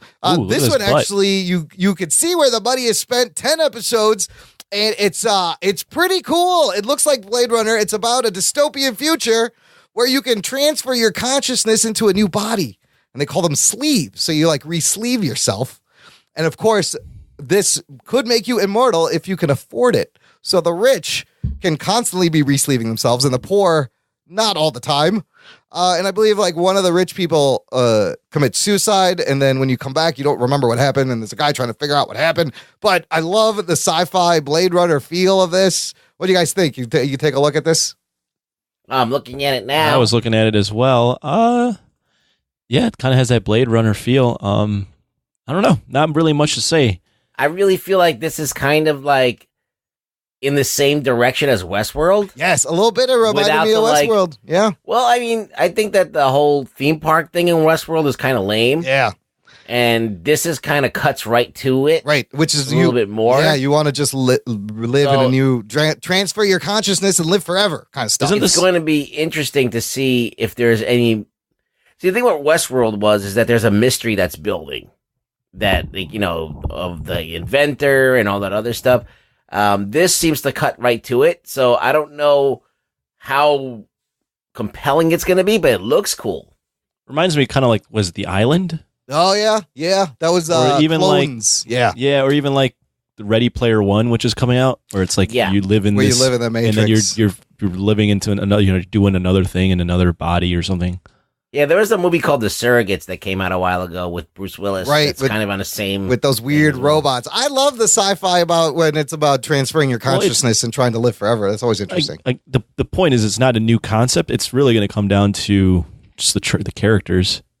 If you fall in love with these characters, and it'll be a hit. I think, and the reason I think it could be the next Game of Thrones is it's based off a really popular novel, and there's your built-in audience. The people who read that are going to be spreading this around, and but I don't think Game of Thrones is that easy to replicate. No, but everyone's going to try. Yeah, definitely they're going to keep trying. I don't understand what's so expensive about it. I don't know. And there's no dragons. There's no dragons, but there's a lot of robots and futuristic shit. Yeah, in they're not filming on location in anywhere cool. Yeah, special effects. Yeah, maybe. But if you're just using people, I mean, maybe a couple of shots here and there. It's not like having in outer space. How much could these 10 episodes cost? Maybe they're billions. Maybe the fact that they're building the future shots are all CG. I don't know. Yeah. We'll see. It's coming out February the next year. I'm definitely going to check it out. Also, if you're a Black Mirror fan, new season 4 drops this December 29th. I love the Black Mirror. They put out like a whole bunch of they put out a trailer for each episode because it's an anthology series. Can't wait for the new season. Check it out. Finally, last thing in the news. Jesus Christ, how much news do we have? There was a lot of news. This is the last one. This is comic books and podcasting clashing and combining in a pretty cool way. From Mashable, Mashable can exclusively reveal that the beloved X-Men character Wolverine will headline Marvel's first ever scripted podcast. What? Called Wolverine The Long Night, a 10-episode serialized story that will debut exclusively on podcast network Stitcher Premium in spring 2018. Stitcher Premium, so you got to pay for it. That sucks. You're going to have to pay for this. It's part of a partnership deal between Marvel and Stitcher. God damn you, Stitcher Premium. I can't believe I may have to pay for this. It'll be interesting to see what kind of story that they mentioned a little bit of the story. There's 2 agents who arrive in the fictional town in Alaska to investigate a series of murders. And one of their suspects is Logan, and they've cast a guy playing Logan. His name is Hobbit and Hannibal star Richard Armitage will lend his voice to Logan for the podcast. I am out. No? Yeah. This is interesting. Why would you have any interest in listening to a podcast about a fictional? Like, what am I, 19? Yeah, you want someone reading a story to you? It's like an audiobook. Dude, audio drama podcasts But it's not an audiobook. Are huge right now. Audio drama podcasts are huge. Not for me. At the moment, as well as true crime. Huge just means I would have heard of it before. I have never heard of it. What, audio drama podcasts? There's a lot of storytelling podcasts out there. Like fake stories? Yeah, it's another fictional way. Yeah, a lot of fictional, fully produced, episode by episode. How many have you listened to? Stories of not a lot. I mean, if you look at there you go. Well, that one guy, I have not listened thing, to a lot. Imran. No. It's not really. But if it's Wolverine, I'm suddenly interested. But then you just hear the snickets and imagine the violence. So I'm just listening to my Flash Gordon record. Flash. Well, look, it's a podcast. It's comic books. I had to mention it. And remember when you used to get those, though? You get your Spider-Man record, you listen to a Spider-Man adventure. And then they would go, boom, and you turn the page like it came with the little book. And they would and you would hear the toad and turn the... I have a bunch of those. I had a Superman one when I was a kid. Those are great. I'm the little 45. Nobody even knows what that is anymore. Should leave those in the past. No. 2 XLs. Yes. All right, that's it for the news for this show. We're going to take a quick break, play some promos, and we will continue geeking out about Agents of S.H.I.E.L.D. and Game of Thrones Season 7. After these messages, we'll be right back. Trivia Geeks, the unpredictable game show podcast, is back with a brand new season. They've got a new host, new games, and a new day and time. But that's not all. Now you can download their companion app, Triv Now, and play along in real time. Watch Carrie on YouTube as she tries to convince her partner that his Dark Knight hasn't risen in years. Listen on Diamond Club and Alpha Geek Radio, Wednesday nights at 9 p.m. Eastern. You can also follow the show on Facebook and Twitter and get all the latest updates and showtimes. Hi, I'm Drew. I'm Nate. And I'm Tanner, and we are the hosts of Headline Heroes. Every week we take a bizarre, out-there article. Germans build underground pipeline for beer. And attempt to create a superhero or villain. The obvious one is that they have a giant robot that runs off of beer. Along the way, we discuss powers, design a costume, and of course, struggle with a name. Graham Sam? No. Graham Sam? No! And inevitably, we get off subject and talk about the really important stuff. I did go to Bill Engvall's website, and I just want to tell you a couple of things I'm seeing here. Please do, I wish you would. But we always arrive with the super creation we are proud of. Join Headline Heroes every Tuesday as we try to make reality a little more super.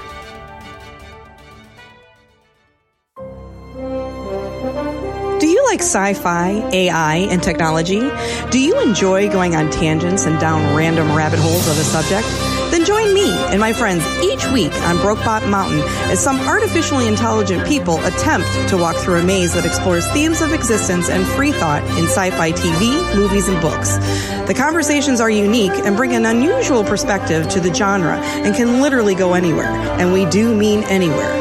You can find us at blazingcariboustudios.com or look for Brokebot Mountain on iTunes, Stitcher, and Google Play, or anywhere you listen to your favorite podcasts.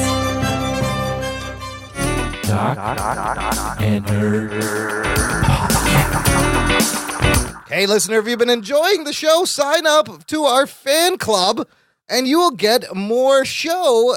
Visit jockandnerd.com/Patreon. And for as low as $1 a month of your support, you get access to an RSS feed with exclusive bonus content just for you. And we got to say huge thank you to our new Patreon supporter this week. Thank you, Lisa Morrison. Jock and Nerd. She signed up. She's enjoying bonus content. And that is a third confirmed female listener. We should all be very proud of ourselves. Oh, shit. We haven't chased them away. In fact, they are giving us money. Yeah, paying female listeners. Never thought I'd say that sentence. What kind of... Right? What kind of... I never thought I'd see the day a female would pay for me for anything. Yeah. They're giving us... So, look, this is my favorite part of the show where I get to read... It wasn't my mother. The mother box? What about your mother box? Make an addendum to that. Yeah. Oh, geez. Where I get to thank all of our patrons by name. I love doing this. It's a fantastic list. Lisa Morrison, thank you. And thank you to all these people.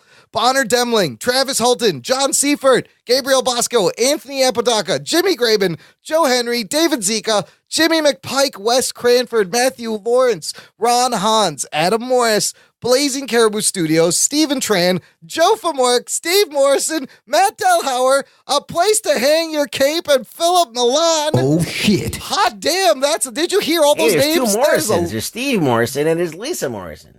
Oh, are you guys related? Lisa, do you know Steve? Steve, do you know Lisa? What about John?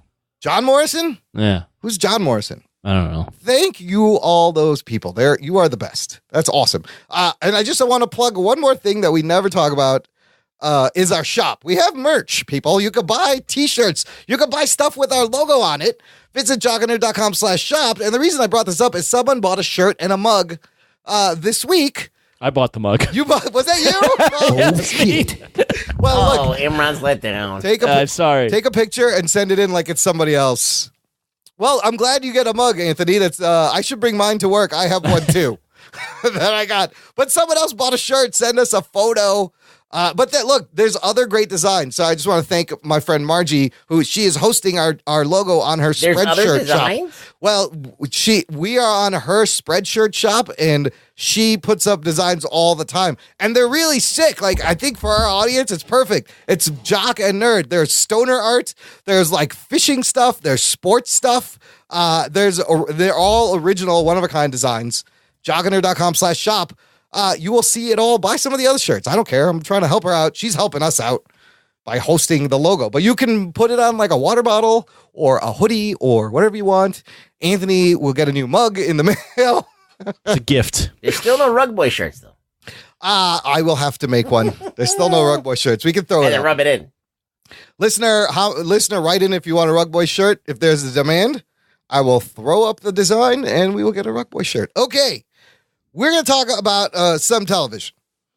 I wanted to discuss the Agents of S.H.I.E.L.D. Season 5 premiere, although Anthony hasn't watched it, and he didn't watch last season. Nope, I'm not going to talk. So I'm going to give you maybe I'll give you a quick CrossFit WOD to do. Yeah, I will go do some shit. AMRAP, as many rounds as possible, 10 wall balls, 10 box jumps, until we're done talking about Agents of S.H.I.E.L.D. How about that? That's some simple ass shit. All right, fine. You're going to come back, be all out of breath, talk about Game of Thrones. All right. Well, look. Wake me up when this is over. Okay, here's the spoiler alert. Spoiler alert. Because it just aired this week, and Ruggs, you watched this, right? I did watch it. So, look, last season, Agents of S.H.I.E.L.D. gave us Ghost Rider, it gave us Ada, it gave us The Framework. I thought it was the best season of Agents of S.H.I.E.L.D. so far. The show kept getting better. We thought it was going to get canceled. It gets a 5th season, but it has to wait for the Inhumans to be over. And I still haven't watched all the Inhumans. I don't think I'm going to. No one ever will. No one ever will. That was just horrendous mistake. Even a bigger misstep than Iron Fist, arguably. But yeah. Agents of S.H.I.E.L.D. had to wait till January. So good thing is I don't think we're going to get a break. It's going to go straight through the season. But wow, it comes back. So at the end of last season, they were all frozen. Somebody came and got them, and Coulson was in space, and this is like a different show. This is like a sci-fi horror adventure. There's time travel. There's aliens. There's Kree. The fucking Earth is destroyed. I'm all in, dude. I really enjoyed it. Ruggs, what'd you think? I wasn't all in. No? I was kind of in, and then I was out. Why were you out? I don't know. Because, like, as soon as that I found out that the reason that the Earth was destroyed, because this is what happens, guys. Spoiler alert, I guess, whatever. I already did it. Okay, you did. So, you know, they all get frozen at the end, and then they end up on the spaceship, and you realize the spaceship is like the space station, and then they look out the window, and they see that the Earth has been destroyed. It's in a billion pieces. And then you find out that Daisy did it, or are they trying to make you think that Daisy did it? I hope that she didn't do it. But the minute they started bringing that around, like everything always goes back to Daisy, I'm like, no, I don't like that. I just turned me off really, really bad to the whole idea of the show. Well, look, I think it could be a misdirect. I hope it is. I hope it is setup because they don't know where they are, and they meet people there, and these people tell them they're legends. So it's approximately like 100 years in the future. There's aliens chasing them. Why would they be the legends when there's like the Avengers and all these other fucking people? Well, they can't. Like that was like an oversell too. So I wasn't on board with that. Like, why does everything have to be so intertwined? Why can't they just be there because I don't know, a better reason why they're out there? I wondered if this was going to tie into Infinity War. The show is going to end like 2 weeks before Infinity War. Will they make it back to the past? Also, the one person, so in the beginning, I love the beginning, first of all, where you watch this alien kind of get ready for work, and it's the Talking Heads Home is playing, which is a great song, and I was like, ooh, Talking Heads, I love the Talking Heads. And he freezes them, and they take everyone but Fitz, because they're like, he's not on the list. But there's this postcard. I think Fitz is the one who has set up the fact that they are going to come back and they are legends and started the story. But I'm wondering where Fitz is. And so the Kree showed up when the Earth got destroyed and helped everyone. They live on this thing called the Lighthouse, but they also destroyed all the Earth records. So nobody knows what happened. They just know bits and pieces. So the guy saying, I found out that Daisy did this, he could be wrong. That could be, he could have bad information. I'm hoping that's the case. But if she is the reason, like, I don't know. I just feel like when things are always tied in so tightly, I feel like that my suspension of disbelief just goes away. I don't think she could quake the whole world apart. Things are more random than that. Life is more random. I see what you're saying. Like, the world is random. Like, things come into your life that has nothing to do with you. Like, somebody that you hate might not be somebody that you grew up with. Or wherever. It'd just be some guy that you meet that you think is a jerk off. Like, it doesn't have to be like a kid. It doesn't have to be the kid that like stole your lunch in 5th grade. Like, I hate when all that stuff is all tied in. See, I think that's why it's not Daisy. They just they need a little cliffhanger there. It's really hacky when they do shit like that. Yeah. And could she really quake the world apart? That's weird. I don't know. I like the Star-Lord looking dude. I was like, is that Star-Lord? I thought it was gonna be fucking Star-Lord. But he's wearing like the same helmet and he floats in the same way. I'm sure that's a little nod to Star-Lord. Yeah. I'll tell you what I like about the show. Yeah. I like the Kree, I guess, that they have like classes of, and they keep the humans at a worker level. Yeah. And then they have certain Kree that they ascend to, like basically being their pets. And they're all about like a life spent is a life well lived and just fucking killing people. That main Kree dude was a little weird. Yeah, he's like a weird looking dude. But he's a weird looking dude. But I mean, that's interesting. And I like the whole thing with Simmons kind of having to be the center of attention because I like Simmons. I think she's really a good part of the show. What was her deal? What was she doing? She was like, she tried to perform like a medical procedure. That's right. She tried to save that guy. Yeah. And then they got pissed off that she got involved. And then the guy got fascinated by her. The Kree got fascinated by her and wanted to make her his new pet. Right. Because he doesn't understand. They don't understand when people help people. Yeah. And then he was like, he's scarred now. He's not perfect. And he just fucking kills him. And he discards his other pet. Because he's now not perfect. He's now imperfect. So, I mean, look, I'm intrigued. Are they going to make it back in time? Can they revert? Is this going to be reversed? Is this going to be the last season of Agents of S.H.I.E.L.D? I hope it is because, like, I don't know. I'm getting like, I got really turned off of this episode, but I'm going to give... The thing about Agents of S.H.I.E.L.D. is you can't just write it off. You have to write it out a little bit. Yeah. And I'm hoping that it's a misdirect. I hope that they end up turning it around and actually it's way deeper and way cooler than it is. But it's still, no matter what they do, they've still done this thing where they've tied everything to them. And like they're the only people that matter. They're the only heroes in the world and stuff like that. And they're legends. I'm like, I don't know. Why? It's a little bit like Legends of Tomorrow. Yeah. But I appreciate like the new setting, the fucking wild time jump, and just them just trying crazy things. Disney mandated ABC to not cancel the show. I don't know why. So I don't know if they're still just in the same mindset of we're just going to do fucking crazy shit, see what happens. Which, if so, I'm in, because last season that was a lot of fun. The 3 arcs that they had, and the framework kind of lives in this again. No one, guys, like I kind of pieced it back together, and they went in the framework. I thought that was interesting. Yeah, that's cool. I definitely like that as well. How it's not completely gone. So basically, what do you think it is? Let's kind of spitball where it's gonna go. What do you think it's gonna happen in this season? Jeez, I don't know. I'm curious to find out more about the story. Do you think answer that question, Imran? What? Way to answer that one. I'm thinking. I have Do you an think answer. it's gonna end up with them solving this problem of the Earth being exploded? I think they have to go back. Is it gonna affect? Are they gonna reset this horrible thing that happened to our planet? I mean, I think ultimately they got to get back and put Fitz on the show. They got to go back in time and change everything. Also, Lance Hunter is coming back in a couple of episodes. So what is he in the past with Fitz? I'm really curious to find out what the fuck happens to Fitz. Does he live his whole life? But yeah, you have to put the Earth, like, it's got to end with the Earth not getting destroyed. Or is there just like, fuck it, we can't go back? I mean, do they stay in the future? Yeah, they have to end up going back to their status quo to some. So I think the majority of the motivation is finding out how to get back in time to undo this. Well, finding out what happened and then going back. They got there through that Kree stone there was or whatever. another monolith, and it was a little bit different. And unlike the other one that transported Gemma to another planet, this one transported them through time, about 100 years. Now, who are those aliens that put them there? Why did they put them there? Oh, there was one more thing I want to say before we wrap this up. Yeah. Is that there was a line that was alluding to S.W.O.R.D., but then someone like just discarded it. She said, something about like, I thought you guys, but it wasn't S.W.O.R.D., it was another name.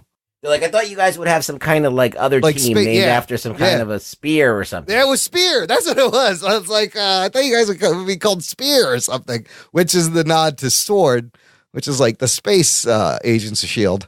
Yes. Look, I'm excited. I will be watching week to week, and unlike some of the other shows where I've just been catching up, but this I got me, dude. I thought it was a great start. So hopefully they can. I'm a little shaky on it, but I'm going to write it out. Let's see if it jumps the shark, but. Every season's been getting better. Shark-infested waters. Yeah. Oh, yeah. They're very close to jumping the shark, but every season has been an improvement. I don't think Fonzie's got his water skis on quite yet, but I think it's looking like it. The Daisy thing was very shark jumpy, so you're right.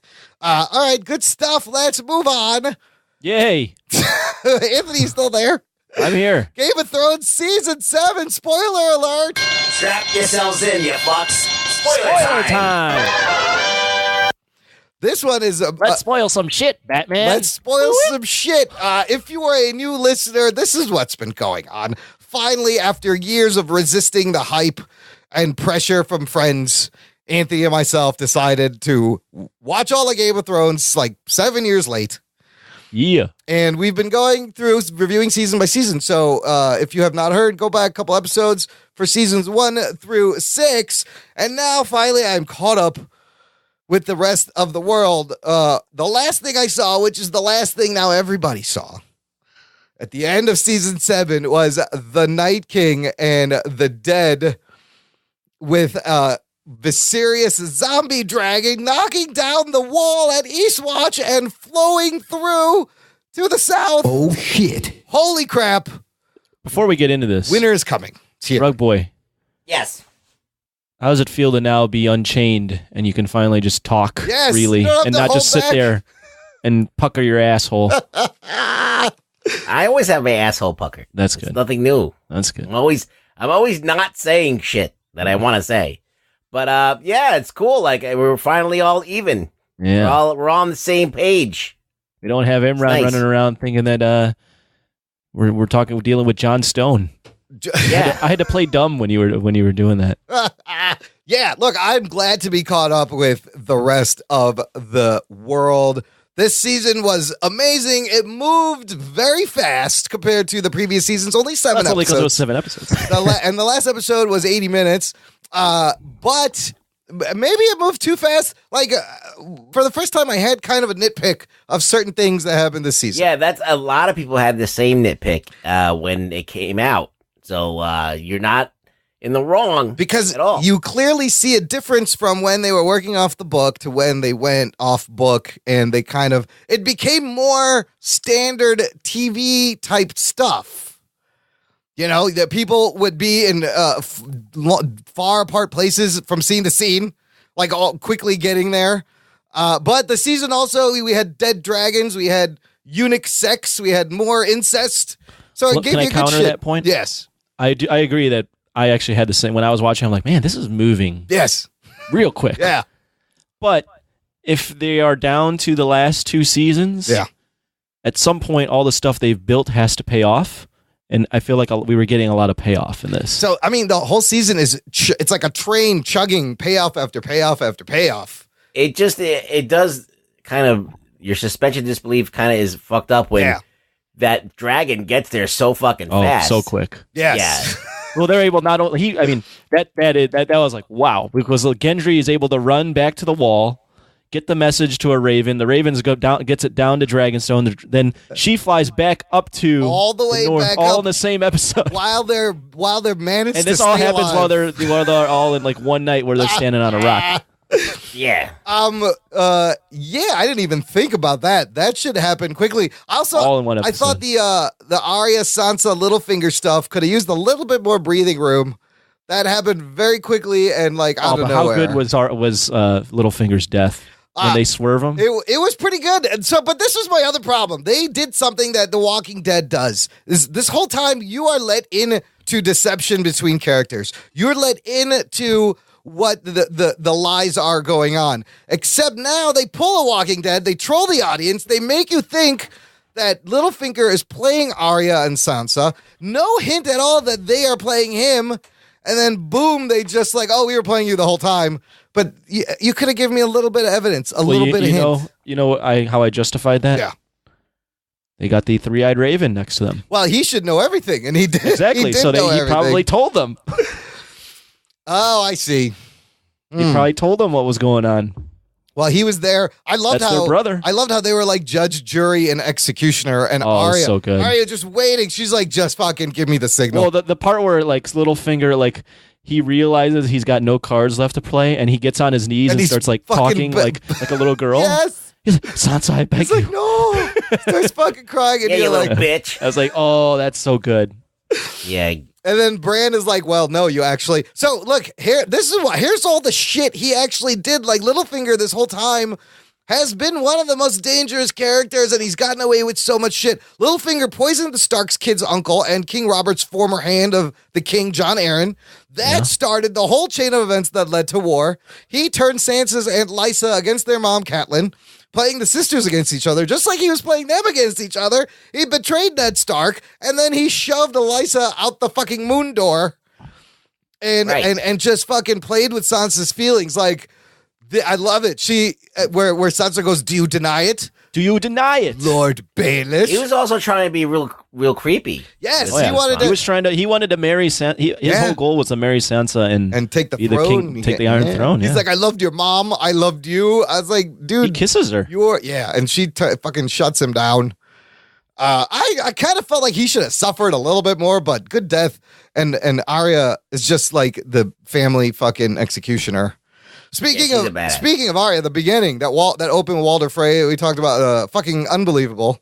And then Ed Sheeran just hanging out in the forest. Yeah, what'd you think about that? You know what? It was all right. I thought because he didn't take you out of it. No, because the song was very like medieval. Yeah, and he didn't really have a lot of lines. No, and I heard about it. I was like, oh, you heard? See, when I saw it, I was like, holy fuck, that's Ed Sheeran right now. What the hell am I watching? How do you get I'm sure every musician, every celebrity must want a cameo on this show. Why'd they pick Ed Sheeran? Was he must have just been in Ireland.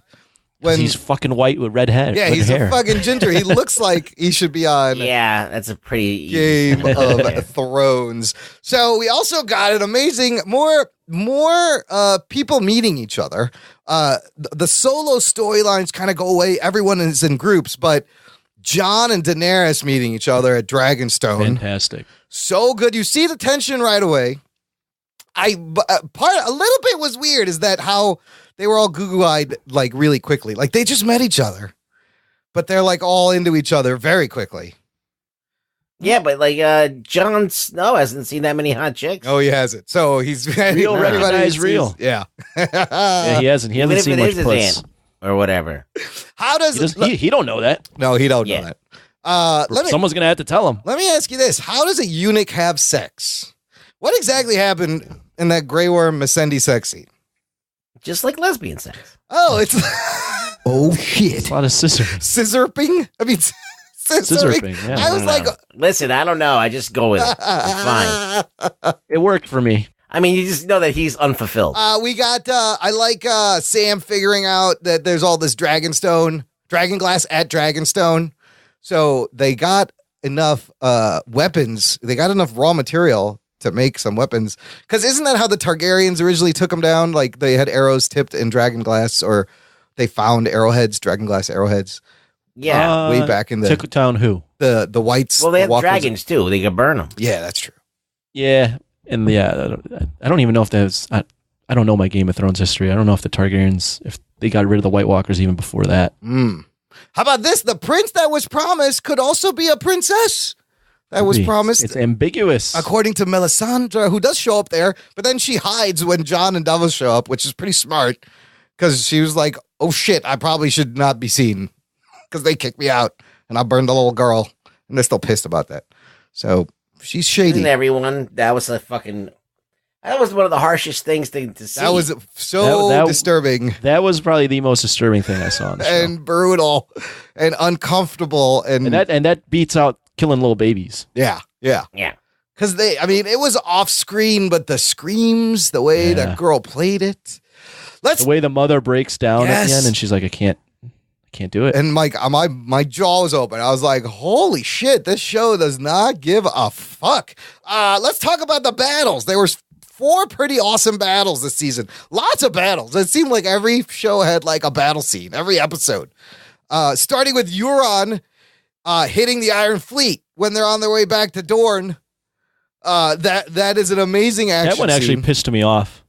Not in like this was executed badly, but like, damn. Yeah, why did you get caught again? I was like, damn, why'd they get caught? I was like, just when I thought Daenerys had the upper hand, there's no fleet. And this kind of like everything starts to crumble for Daenerys's group with this. She loses a lot of people. Yeah, Tyrion's plan. In that his Tyrion's plan sucks. Well, that's what makes that whole summit much more important right there. Yes, the fucking summit is great. Also in that battle, I love how Theon's a little bitch and just jumps off the ship instead of saving his sister while Euron has a knife to her. And he's like, what are you going to do? And he looks around and then just jumps off the ship. Dummy. But he gets a great redemption moment in the last episode, which we'll get to. A lot of shit happened in the last episode. I'm just going to work up to it. So let's talk about how Tyrion has shitty plans a lot, and people still listen to him. Last season, he had that plan with the slave traders and the slave masters, and that kind of bit him in the ass. Right. Because they attacked. And so this plan, he's like, hey, why don't we go get a white and bring it to Cersei, and then she'll believe us. This is the dumbest plan ever. This is like a Walking Dead plan. Yeah, it was really bad plan. But I mean, it did work in the end, kind of. And it gave us some awesome shit. It gave us an amazing, the other battle with Jon, the Hound, Davos, Gendry, Tormund, Thoros, and Beric of Dondarrion. I love that. fighting the fucking walkers in the north. I loved when they met each other in jail and they all like had reasons why they would hate each other. Yes. I thought that was great. Yes, it was like their own little suicide squad. Like they didn't fucking get along. None of them trusted one another. But by the end of it, man, they I got to throw went in through too. some I love shit. the fact that Davos is all like to Gendry. Now, don't tell him who you are. Don't tell him you're and then Baratheon. Yes. And he's like, "Hi, I'm Gendry. I'm Robert Baratheon's bastard I'm a bastard. He's just but like, it makes sense that they would have that kinship, that they're both absolutely, they thought they were man. both bastards. Yeah, and they're both badass. The other battle, I'm gonna go back to the battles. That I said one. Battle number 2, when the Unsullied take Castle Rock, but it's kind of a decoy. Yeah, because Jaime Lannister's over at Highgarden and kills all the Tyrells, takes their money, and fucking Olenna Tyrell, unbelievable Olenna. That's a great scene. Unbelievable death scene without her even dying on camera. But he's got a poison for her, and she's like, "Is this quick? Will I be a pain?" He's like, "No, I made sure you go quickly." She's like, "Good." She drinks it, and she's like, "By the way, I killed Joffrey. Make sure you tell Cersei. I want her to know. See you later." Yeah, I was like, "Oh shit, fuck!" There's no other way for her to die than like that. And the fucking Jaime Lannister's Isn't it face crazy is amazing. Old wrinkly lady is like a badass. Dude, Most she badass was character. one She of the always most had badass. something. Yeah. She always came out on top. She was made of steel. She's a bitch. step ahead. She didn't take no shit. Yeah, absolutely. She stood up to everyone. She played everyone. Oh my god! And she went out like a boss. Yeah. So the Castle Rock and the Unsullied. That was Casterly Rock. Casterly Rock. Right. That was an okay battle. A better battle is Daenerys and the Dothraki and the dragons. Oh, insane! Taking down the Lannister army while they're walking home with their loot, just burning them down in a line, and they're fucked. Like they lose a lot of their guys. I watched the post and it was great because they were like, "This is basically an allegory for when planes got involved in warfare. You could rain fire from the sky. Yep, and now it's game over, and it's just like boom, boom, boom, and there's no way out of it, and can't stop it. Yeah, this pretty much that decimated their whole army, right? They don't have many people left. The Lannisters got fucking annihilated there. Yeah. And the Tarleys, Samwell, are also got annihilated. Oh, their family got that's destroyed. right. They got killed. They were that guy. First of all, is his name Rickon or Dickon? Every time I laugh, He gets called Dickon, but his name is Rickon. They're like, "Hey, Dickon." He goes, "Rickon." And they're like, "Dickon." Every time he said Dickon and Rickon, I laugh my ass off. They die. I like seeing Gendry back too. That was cool. We hadn't seen them in a while. Let me ask you this: the other line with Gendry where he's like telling him we're going to go on this mission, blah, blah, blah. He's like, "I'm ready. Let's go. I've been waiting my entire life. Yes. I know what it is. We're going." He's like, "It may be hard and it's going to be day." He's like, "No, I'm in. Let's go. I'm in. Let's get out of here." He's like, "I'm sick of this shit. Yeah. I'm a fucking bastard. Let's get this done." Yeah. He's been having a hard life his whole, he's like a blacksmith. I don't know what the fuck he's doing. He's a blacksmith bastard blacksmith in hiding. Yeah. He was pissed. He's like, "Do you know what they did to me He's when you waiting sold for me?" his moment. Yeah. It's the only time he's going to happen. So, I mean, I think season 8 we'll get some fucking badass Gendry moments. So let me ask you guys this. Cersei says she's pregnant again. I don't know why you question this. Could she be lying? You can't trust Cersei. It doesn't matter if she's lying or not. No, she can use it. Tyrion picks up on it too. For me, it's just she's revolved her life around the kids what so much. What would be the advantage of her to not being pregnant? I don't know. She needs another kid to motivate her. It probably makes more sense for her to be pregnant. Well, and they need an heir. She's like, we're the last of the Lannisters. That's it. There's nobody else. Yeah, there's no point in lying about that. Wow, there's literally only 2 main Lannisters left, aren't there? Yeah, that's crazy. She fucked up. Her decisions fucked the entire family. Okay, well, look, this is all leading up to episode 7. Let's get into episode 7 because so much shit happened. Daenerys wanted Jon to bend the knee, and initially he wouldn't because he's like, "You need my help. I need your help." But eventually, Jon does decide to bend the knee, and they go off, and we get the fucking. Yeah, but you got to tell us why. It's because Daenerys risks her life with the dragons to save them in the north. And past the wall. That was episode 6. Yes. 6. Okay. Right. And then she notices that his body is all cut up, and then they have that little moment, and he's like, "I'll bend the knee." Yeah. He's like, "I can't bend the knee now, but I'll bend the knee." He's like, "I will bend the knee." That fucking battle scene was fucking great. I loved when the Hound is throwing rocks at that one dude, and then he throws another one, and it slides all the way across. The ice doesn't break, and he's just like, oh, fuck. And they all start fucking coming. Oh, so good. Saved by... Who makes it out of that? I forgot. Everyone but... Thoros and a couple of like the guy with the red beard, he died. Yeah, not Torm. No, not Tormund is still alive. Thoros. Is the only. He's the guy with the top bun.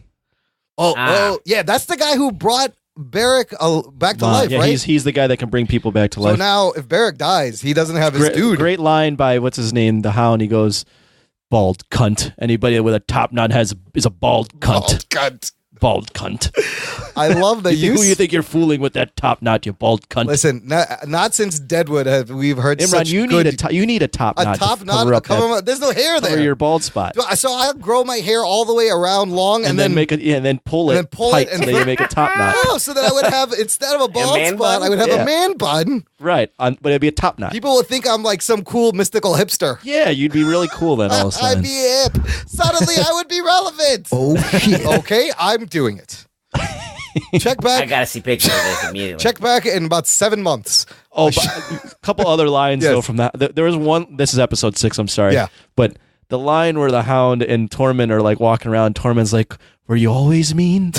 Were you?" He's like, "Did you grow up and did you get pushed into the fire, or did you fall in as a baby?" And the Hound is like, "Do you want to suck my dick? Is that it?" I fucking love the Hound so much. He's like, "Dick." He's like, "Cock." He's like, "Oh, yeah. Dick. I like it." He's like, "I bet you do." He never heard that. Yeah, there was a lot of weird shit going on with those two. Oh, it was so. And then he's like, he wants to, and then he finds out he wants to marry Brienne of Tarth. He's like, "How did a mad fucker like you stay alive?" That guy, they're killing people. He's great. That was great. Now I remember. The other line too with Torm. I remember all these when he's walking with Gendry. And he's like, Gendry's like, "How do you live out here?" He's like, "Walking is good, fighting is better, fucking is best." Fucking is best. I remember that too. That's great. A lot of great lines. Now, it has to be mentioned that stupid Tyrion's plan cost them a dragon. Cost them a dragon. Because, man, the dragons come in and the Night King is ready with a spear and a deadly shot, and he hits Viserys, who goes down, and the look on everyone's face is unbelievable shock and falls into the water. Cracks the ice. I was like, holy fuck, he fucking... And then he has another spear and misses, allowing them to get away. But I was like, why would he miss the second one if he got the first one?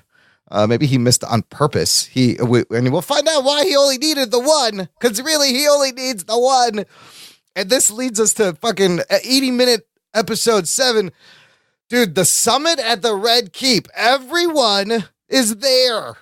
That's so fucking all awesome. In one scene at this dragon pit. And in the show, Daenerys explains this is where her family used to house their dragons. And I found out that this setting, it was shot in the ancient ruin of a Roman gladiatorial amphitheater. It's filmed on location. Outside Seville, Spain, that dates back to the 4th century BC. This is not a set dressing. This is not a green screen. That moment for me was, after having binged the 6 seasons prior, was like my Avengers moment. Where I'm like, holy crap, everyone is on screen. And I love the fact that like the set is very simple because these characters are so big. You want to focus on them, and it's just kind of very plain, open-aired setting. They're sitting down. Everyone shows up, and Cersei's like, where is she? She, of course... We've been waiting a long time. She arrives fashionably late on Drogon. Of course. Arriving in style like a fucking badass. Well, I love that she like brings her entire, like the Unsullied and the Dothraki and the dragons, like as a show of power. They're like, her, Don't fuck with me. Dude, that's her posse. She got to ride with her posse. Yeah, she rolls super deep. Yeah. And dude, so everyone's there, and the first thing that happens is the Hound just walks up to the mountain, and I've been waiting for this for every season. I was like, I need to see the Hound face off with the mountain, and there's a confrontation, and he's like, oh God, you are even an uglier bastard now. What have they done for you? What have they done to you? And he's like, just know this, your brother is coming for you. I was like, oh shit. He's like, you've always known who's coming for you, brother. And so this thing that people are calling Clegane Bowl. Clegane Bowl, I can't wait for Clegane Bowl. Blew up right there. But then they separate. So next season they got to have a fucking showdown. They got to have a battle. They're really hinting to it. So they brought this the White Walker, and they pop it out, and the thing goes right for Cersei, and he's chained, and everyone is clearly affected, and they're like, oh shit, this shit is real. And then Euron is hilarious. He's like, did they swim? No, I'm out. I'll see you later. I liked that. I liked that Grand Maester, what's his not Pycelle. Who's the hand of the queen now? Qyburn. Qyburn, yeah. Qyburn just walks up to the hand and has like a full boner. Yeah, he just picks up the hand like, whoa, look at this shit. This is cool. Well, Jon, I mean, you know what's funny is the fucking mountain didn't budge. Well, I would expect him to step out in front and just kill that thing. And he did not protect Cersei at that moment. And then Jon shows him like how to kill it. Shows him the fire hurts it. Dragon glass hurts it.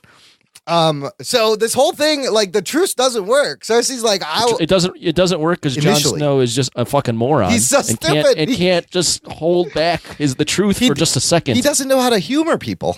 That's the problem. She's like, he's got no tact whatsoever. I will join you guys against Jon Snow through 7 seasons still doesn't know shit. No, he doesn't. He's like, Cersei's like, if you stay neutral, I will join you guys. And then he's like, actually, I better need her. I can't serve 2 queens. Sorry. And Cersei's like, oh, fuck this. And then Tyrion has the best line. He's like, have you ever considered learning how to lie? Just a little bit. I don't think that Cersei was still going to backstab him no matter what. So it doesn't matter. Yeah, no, it doesn't matter in the end. So this is an interesting move. And Jon's like, when enough people make false promises, words stop meaning anything, and there are no more answers. Jon Snow's a good man. He's a good man. He's like, only it leads to more lies. So he's trying not to make the situation worse, I guess, in the long run. But Jesus Christ. So Tyrion's like, let me go talk to her.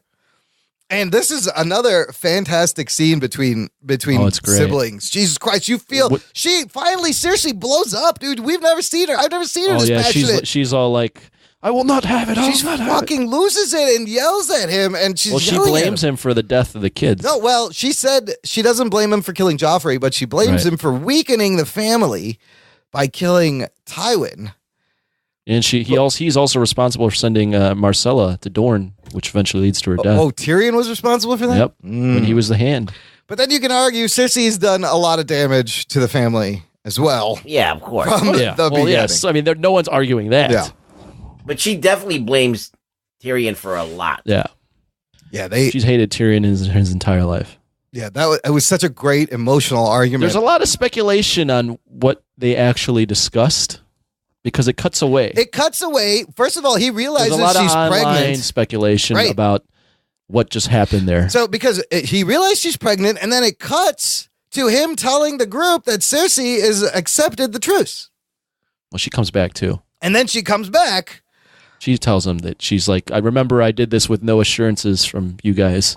But then it turns out Cersei, she's a little bitch. Cersei tells Jaime, nah, I'm fucking with them. We're not doing this. That's another fucking great scene. Yes. And Jaime's like, that's bullshit. This is treason. I am a man of my word. No, he doesn't say it's treason. He's just saying he's being a man of his word, and he's going to march.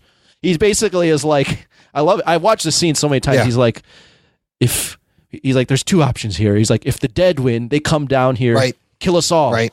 If the living win and they realize you betrayed us, they come down here and kill us all. But Cersei's like, she's down 1 dragon. That's interesting. These dragons may be hurt. The Golden Company is coming over. All the money, right? No.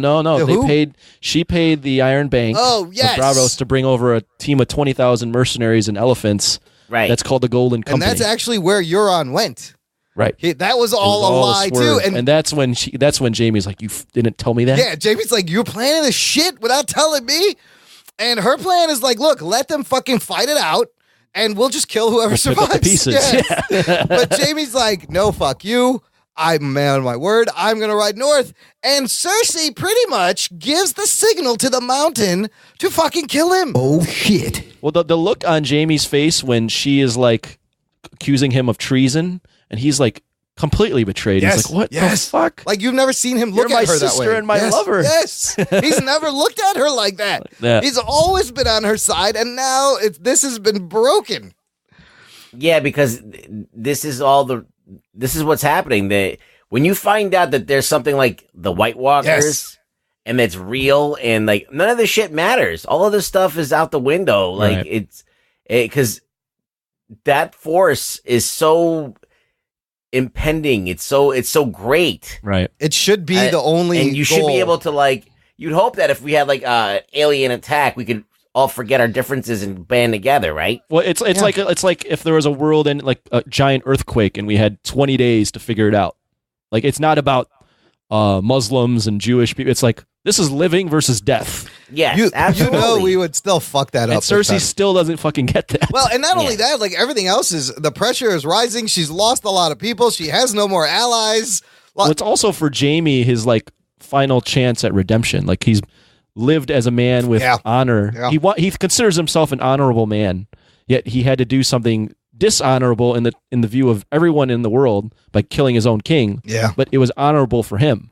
So this is his chance to finally get that redemption and do something honorable again and live up to his word. Do you think that Cersei has a basically, like, if she were to go along with the plan and be like a good person and actually part of the team and help out, do you think that she'd be able to get a pass from them when everything was over, or would they still go after her, do you think? Because I think that the brother, Jaime Lannister, people are starting to see him in a different light, right? And kind of forgive him for whatever he's done, and see that he's an honorable person. So it's like she could, right, like redeem herself. But could. I don't think she's going to. No, I don't think so either. Jesus, for Jaime to be redeemed, like that is huge. Like it's even bigger for Cersei to get redeemed. I in that scene, I was literally like grabbing the couch. I was like, this is it. Jaime's dead. Well, so they're killing Jaime in this episode. I don't understand what happened. He goes, "Are you going to kill me?" She gestures to the mountain. He pulls out his sword a little bit and stops. And then he just goes, "I don't believe you." And he walks away. What the fuck happened? She told the mountain to kill him. She almost killed Tyrion earlier too. She did. That's why there's some, I don't know. That was crazy. And then when Jaime rides off, it's fucking snowing in King's Landing. Yeah. That was nuts. Winter is here. Winter is here. In Winterfell, we already went over the whole Littlefinger twist and getting him out of the picture. And then Sam shows up in Winterfell, and now everyone is like with other people in groups. And then at the very end, Bran tells Sam that Jon's mother is Lyanna Stark and father is Rhaegar Targaryen. But then Sam is like, Gilly found out that Rhaegar's first marriage was secretly annulled, and they did get married in a secret ceremony. She was not kidnapped. And then Bran has this flash. This would mean that Robert's rebellion and the overthrow of the Targaryens was built entirely on a lie. Right. Right. Jon Snow is not a bastard. He's a Targaryen and actually is the only one who has the right to the throne. What's his name? His name is Aegon Targaryen. He is Daenerys' aunt. And while we are learning this, we are also watching the aunt and the nephew fuck each other. And we're rooting for it. And like you guys said a couple of seasons ago, I get this is a show that makes you root for incest. Oh, shit. Through, many episodes of storytelling in context of the other incest that has happened. This is like, you want them to fuck. You want them to hook up. That's the thing. This is what happens is, and it's kind of genius, is that they don't tell you that Jon Snow is related to Daenerys until very late. Yes. When you've already in your mind, like put them together as you want them to be together. Yep. So you're rooting for them to be together the whole time, and then all of a sudden they put this stipulation, and you're like, "Well, fuck it." Well, Yep. I still want to see it. They give it to you, and then they drop the bomb while it's happening. Yes. So your reaction is very confusing. Like mine was like, I was like, "Holy shit, he's Aegon Targaryen. He's fucking her. Yes. Oh my god, that's his aunt. That's his aunt. He's fucking his aunt." So yeah, this is quite a disconnect because you're. But it's really like, ironic brilliant. that the beginning of the show, it's like, oh, there's incest. They're terrible people. Yes. Yeah. It starts with that right in your face. And it turned a lot of, like Chris Williams, I remember when we started this, he goes, "Watch the first episode, incest, I'm out." Like, Right. it turned away a lot of people, but I don't think any other show has been this brilliant and Look genius at it. to I mean, do this. it's not only you got Jon Snow and or Aegon Targaryen, fucking Daenerys Targaryen, but the other character that was incesting in the first episode, Jaime Lannister, is like one of the most noble characters now by the end of this. And he's still been in love with his sister this whole time. Yeah, he just loves his sister. He just kind of, I'll allow it, I guess. Okay. It's like, oh. I mean, every time she kisses him, you should squirm, but eventually it's just you get desensitized to the incest. I was when they were like he's Aegon Targaryen and he's the rightful heir. I was like, oh my fucking god, this show is insane. That's exactly what I thought. OMFG. Yeah. Fantastically cut Aegon together. Targaryen. And you know what? I was playing dumb for you. It's a fucking hot. It was a hot sex scene too. It was great. It was very sexy. Fucking you sexy want those scene. two? You wanted those two to hook up. They're meant for each other. Yes. Except they're not. Except the Targaryens do love to keep the bloodline clean, so they actually are kind of meant for each other. But see, in this world, and the same thing with the Targaryens fuck each other all the time. And the Lannisters she's just breeding her own heirs within their own bloodline. So it makes sense in this world that pervert George R. R. Martin has dreamed up. What a fucking perv. That's great. And then finally, let's not forget. Wait, what is the fault? Like, Daenerys is not going to be happy. What happens when they find out? Like, it's going to be fucking awkward. Like the look on their faces. For Daenerys, she has lived her entire life to this point thinking she is the rightful heir. Yes, and that it is God given for her. Like that's awkward. That's weird. This one goal that she has had since the very first fucking season. All right, what if somebody dies? What do you mean? What if like Jon Snow conveniently dies? Then she's a Targaryen. And then there's nothing. Yeah. Well, then she's gonna have his kid. His incest.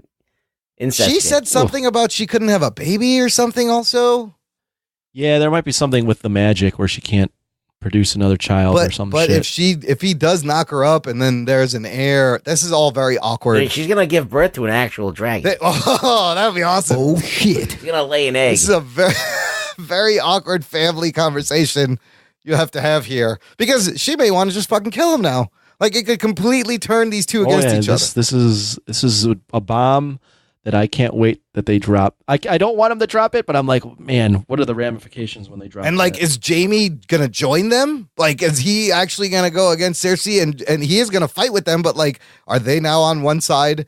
I don't know. I think Game of Thrones likes to kill people that you really root for, and I think clearly one of those two is not going to make it. I don't think it's going to be a happy ending. We're definitely going to have to speculate on that. Or both. Okay, we'll speculate in a little bit. Last thing, the Theon moment is hilarious. Theon kind of breaks down, and Jon gives him a pep talk. He's like, "You're a Greyjoy and you're a Stark." That was a good scene too. It was a good pep talk. So then he goes back to the Ironborn, and he's like, "We're gonna go help him." And the one leader there is like, "Fuck you, we're not. We're leaving." Oh, they wanted to get Yara. Oh, they wanted to get Yara. That's right. He wanted to get Yara, and they did not want. That. Yeah, he didn't want anything. He wants to. I like that he wants to rescue his sister because it's his fucking fault that she's in this position. But then they're like, "Fuck that, we're out of here." And the guy proceeds to beat the shit out of Theon really bad. And it turns only when the leader tries to knee him in the crotch and nothing happens. Oh shit. That is so great. Like you see Theon smile, he knees him again. The one time it is perfect to be dickless, to have a dickless crotch. And then Theon very quickly turns the table, beats him down. They all follow him and they're all like, "Yara! For Yara!" And then they're off. So they're off. And then the last thing is the fucking Night King and the dragon and breaking down that wall. Tormund and Beric are up there. You don't really know what happened. The Eastwatch. Yeah. So they went all the way to the east, to the edge of the wall, broke it down by the water, come around, and now they're going to flow through the south. Holy shit. So, yeah, when they were pulling chains initially, the White Walkers had chains. At first I was like, wait, what the fuck is going on? And then I was like, oh shit, that's right.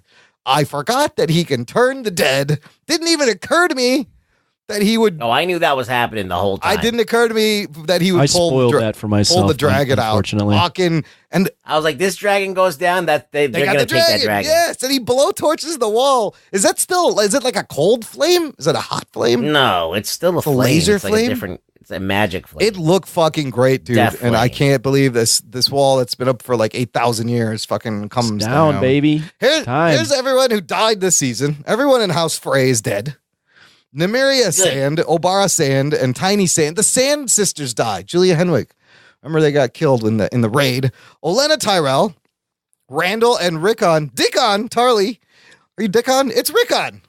Thoros of Myr. Benjen Stark maybe died. Unclear. He seemed to sacrifice himself. I think he's dead. Viserion the dragon. And Littlefinger. Rest in peace. Yeah. I got 2 comments now that we're at. I'm fucking caught up. Unbelievable. You're caught up. Congratulations. I can't believe I caught up. Okay, comment. 2 things.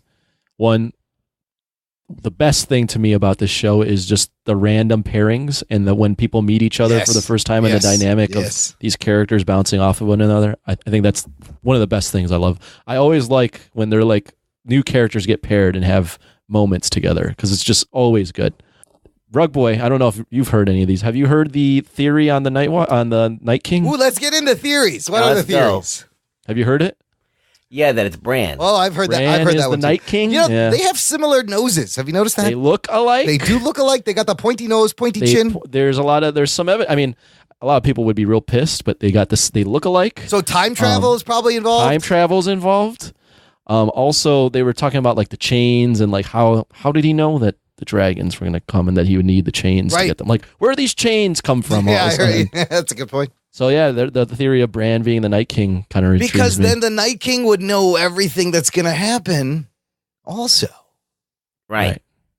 But why would he want to destroy everything? And where would this have started? Would he time travel back to when the children of the forest created the white? What is the point of the White Walkers coming in, destroying everything? I don't know. Just destruction. They want to kill everyone and turn them. I guess. I don't know. I mean, he looks so much like him. He really does. That's a good point. And like for plot wise, like to make it so that now Jon Snow is fighting his brother. Yeah. To get Westeros, save Westeros. I don't know. I don't know if I like that. I don't know if I like it. I'm just saying. Anything could happen. Yeah. Or who do you guys think is the prince that was promised? Or well, it's not the princess. Could be the princess. Why isn't it fucking Aegon Targaryen? By the way, I'm not calling him Aegon. His name is Jon Snow. I can't call him. Like calling him Aegon? I can't. Well, I can't now. After all this time, you just want me to call him. He doesn't know he's Aegon, so you don't have to call him. And who tells him? And when Bran meets Jaime, is that going to be awkward? Well, it's not going to be an awkward reunion. Oh, I remember you. You pushed me out of a window, you bastard. Yeah, that's going to be interesting. That'd be cool if there's some kind of karmic retribution there. Will he get to push Jaime out of a window? Will Jaime join the Daenerys group and the dragons? Well, he's coming to Winterfell. Well, he's going to join them and push north. How quickly will these fucking White Walkers get down south? I have to believe, like Rug Boys mentioned, that someone between Jon Snow and Daenerys is going to die. They could kill everyone in the show by the last episode. Like, everyone could just die, and winter happens, and the White Walkers take over the world, the end. Like, do we expect... Cersei is the princess. She stays on the throne. Should we really even expect, like, a happy ending at the very end? Does Cersei die? She's got it coming. That's for sure. I think she does, just because this past season showed me that and how they does she will die? pay off. Does she die by a White Walker? Does she die by the hand of someone? What would be like if Jaime has to kill her? I think it was Jaime. Yeah. If Jaime killed her, like that'd be the saddest, but most satisfying. But thing. She's turned into the Mad King, like the Mad King. He's got to take her out. What if it's the Mountain that kills her? Oh, why would he turn on her? Why not? It goes nuts. So you think but that'd be more like a random act of violence, right? I mean, it's possible. I need the Hound and the Mountain to fucking show off, and I need the Hound to kill the Mountain. Because he clearly is the underdog. How many Starks live? Who would be the best person to kill Cersei? I like Jaime killing her. Jaime for sure. Not Tyrion? Oh, shit. But I think Tyrion got his moment when he killed Tywin. Yeah. Because that was more of a personal thing for him. What about Arya Stark? Arya is going to kill a lot more people. She was on the list. She was. Oh, shit. That's right. She was on. The list is very short now also. What if Arya killed? What if Hound and the Mountain get down? They're fighting each other, and Arya delivers the killing blow to the Mountain. The Mountain's on her list.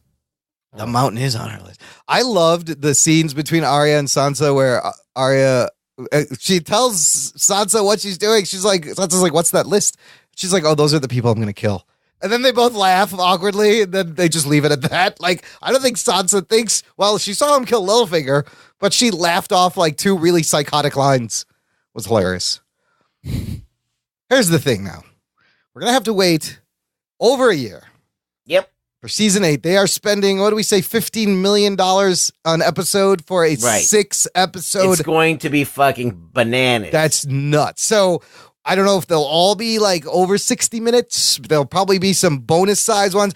I do feel like they could have still done this. I almost wish it was in 10 episodes and they kind of let stuff breathe a little bit. Well, you wouldn't have gotten such epic battles. You wouldn't have gotten such, well done. Like, you have to spread it out over episodes. It would cost more money. It's a good point. It's a good point. Well, it costs the same money. Oh, but to do it in such a cinematic way that happens all that 80-minute episode, that's like a movie. Yeah, that was, man. So much shit happened. Yes, Anthony.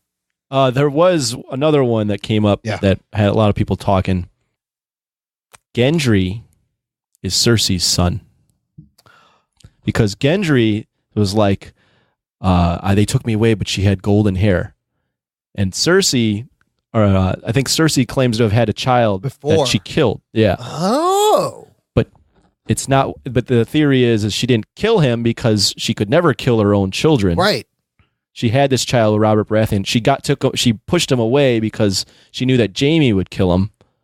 And she had him hiding in King's Landing because she could always keep a watchful eye on him. I like that. So Gendry, it ends up being a Gendry versus Jon Snow thing. Oh, snap. And they're becoming bastards that aren't real bastards. Bastards that aren't real bastards. Baratheon versus a Targaryen. And they're kind of becoming buddies. Like, they just went through this battle. They're bonding. Like, Gendry is actually the rightful heir. Holy shit. That's pretty crazy. Because Gendry is like, there's a scene where she's like, she had golden hair when they took her away. Yeah.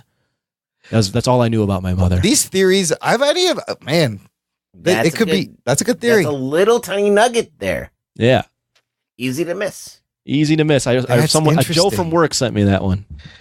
That would be awesome. They should do all these things. Bran should be the there's also one Night King. that Bran made the Mad King. Oh. He was the one that was going back in time. Poisoning him?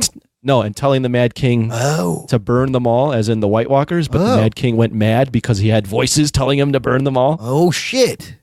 Huh. Maybe, Now, let me ask another question. Yeah. Do you think they could fuck this up? Totally. So you think that there could still be a season that fucks up everything and ruins and tarnishes it? Well, I didn't watch it, but didn't Lost fuck up everything? Yeah, but we knew it was off the rails for a while. All right. Like, people who were like, basically at one point in Lost, you're like, okay, they clearly don't know what the fuck they're doing. And then everybody's like, no, we know what we're doing. But then, like, as it progressed, you're like, oh, they definitely don't know what the fuck they're doing. And then when it got to the end, you're like, see, I told you, they didn't know what the fuck they were doing. The beginning was so great. I remember I was watching Lost. The beginning was so great. And then, like, the middle seasons, I stopped watching because I was like, this is all bullshit. None of this shit is paying off. And then, like you said, Ruggs, they were like, no, you better come back. Like, I came back the last few seasons, but you're right. It was all bullshit. And they didn't know, and they were just making this shit up as they went. It's like they set up all of these mysteries, and then they just abandon them. And the payoffs were always just half-assed explanations or none at all. This is different, though. I think the way it can be fucked up is what we kind of saw of season 7, the difference in the pacing and the writing and some of the things being contrived, a little too convenient, a little too straightforward. I don't think it'll get fucked up, but it's hard to stick the landing. It's, man, especially on something like this has so much expectation. And Battlestar Galactica was one of those shows that 2 seasons were like rock solid. Yeah. 3rd season started to get a little bit flaky, and then the finale really pissed a lot of people off. But then, in retrospect, I think that it was actually the right move for them.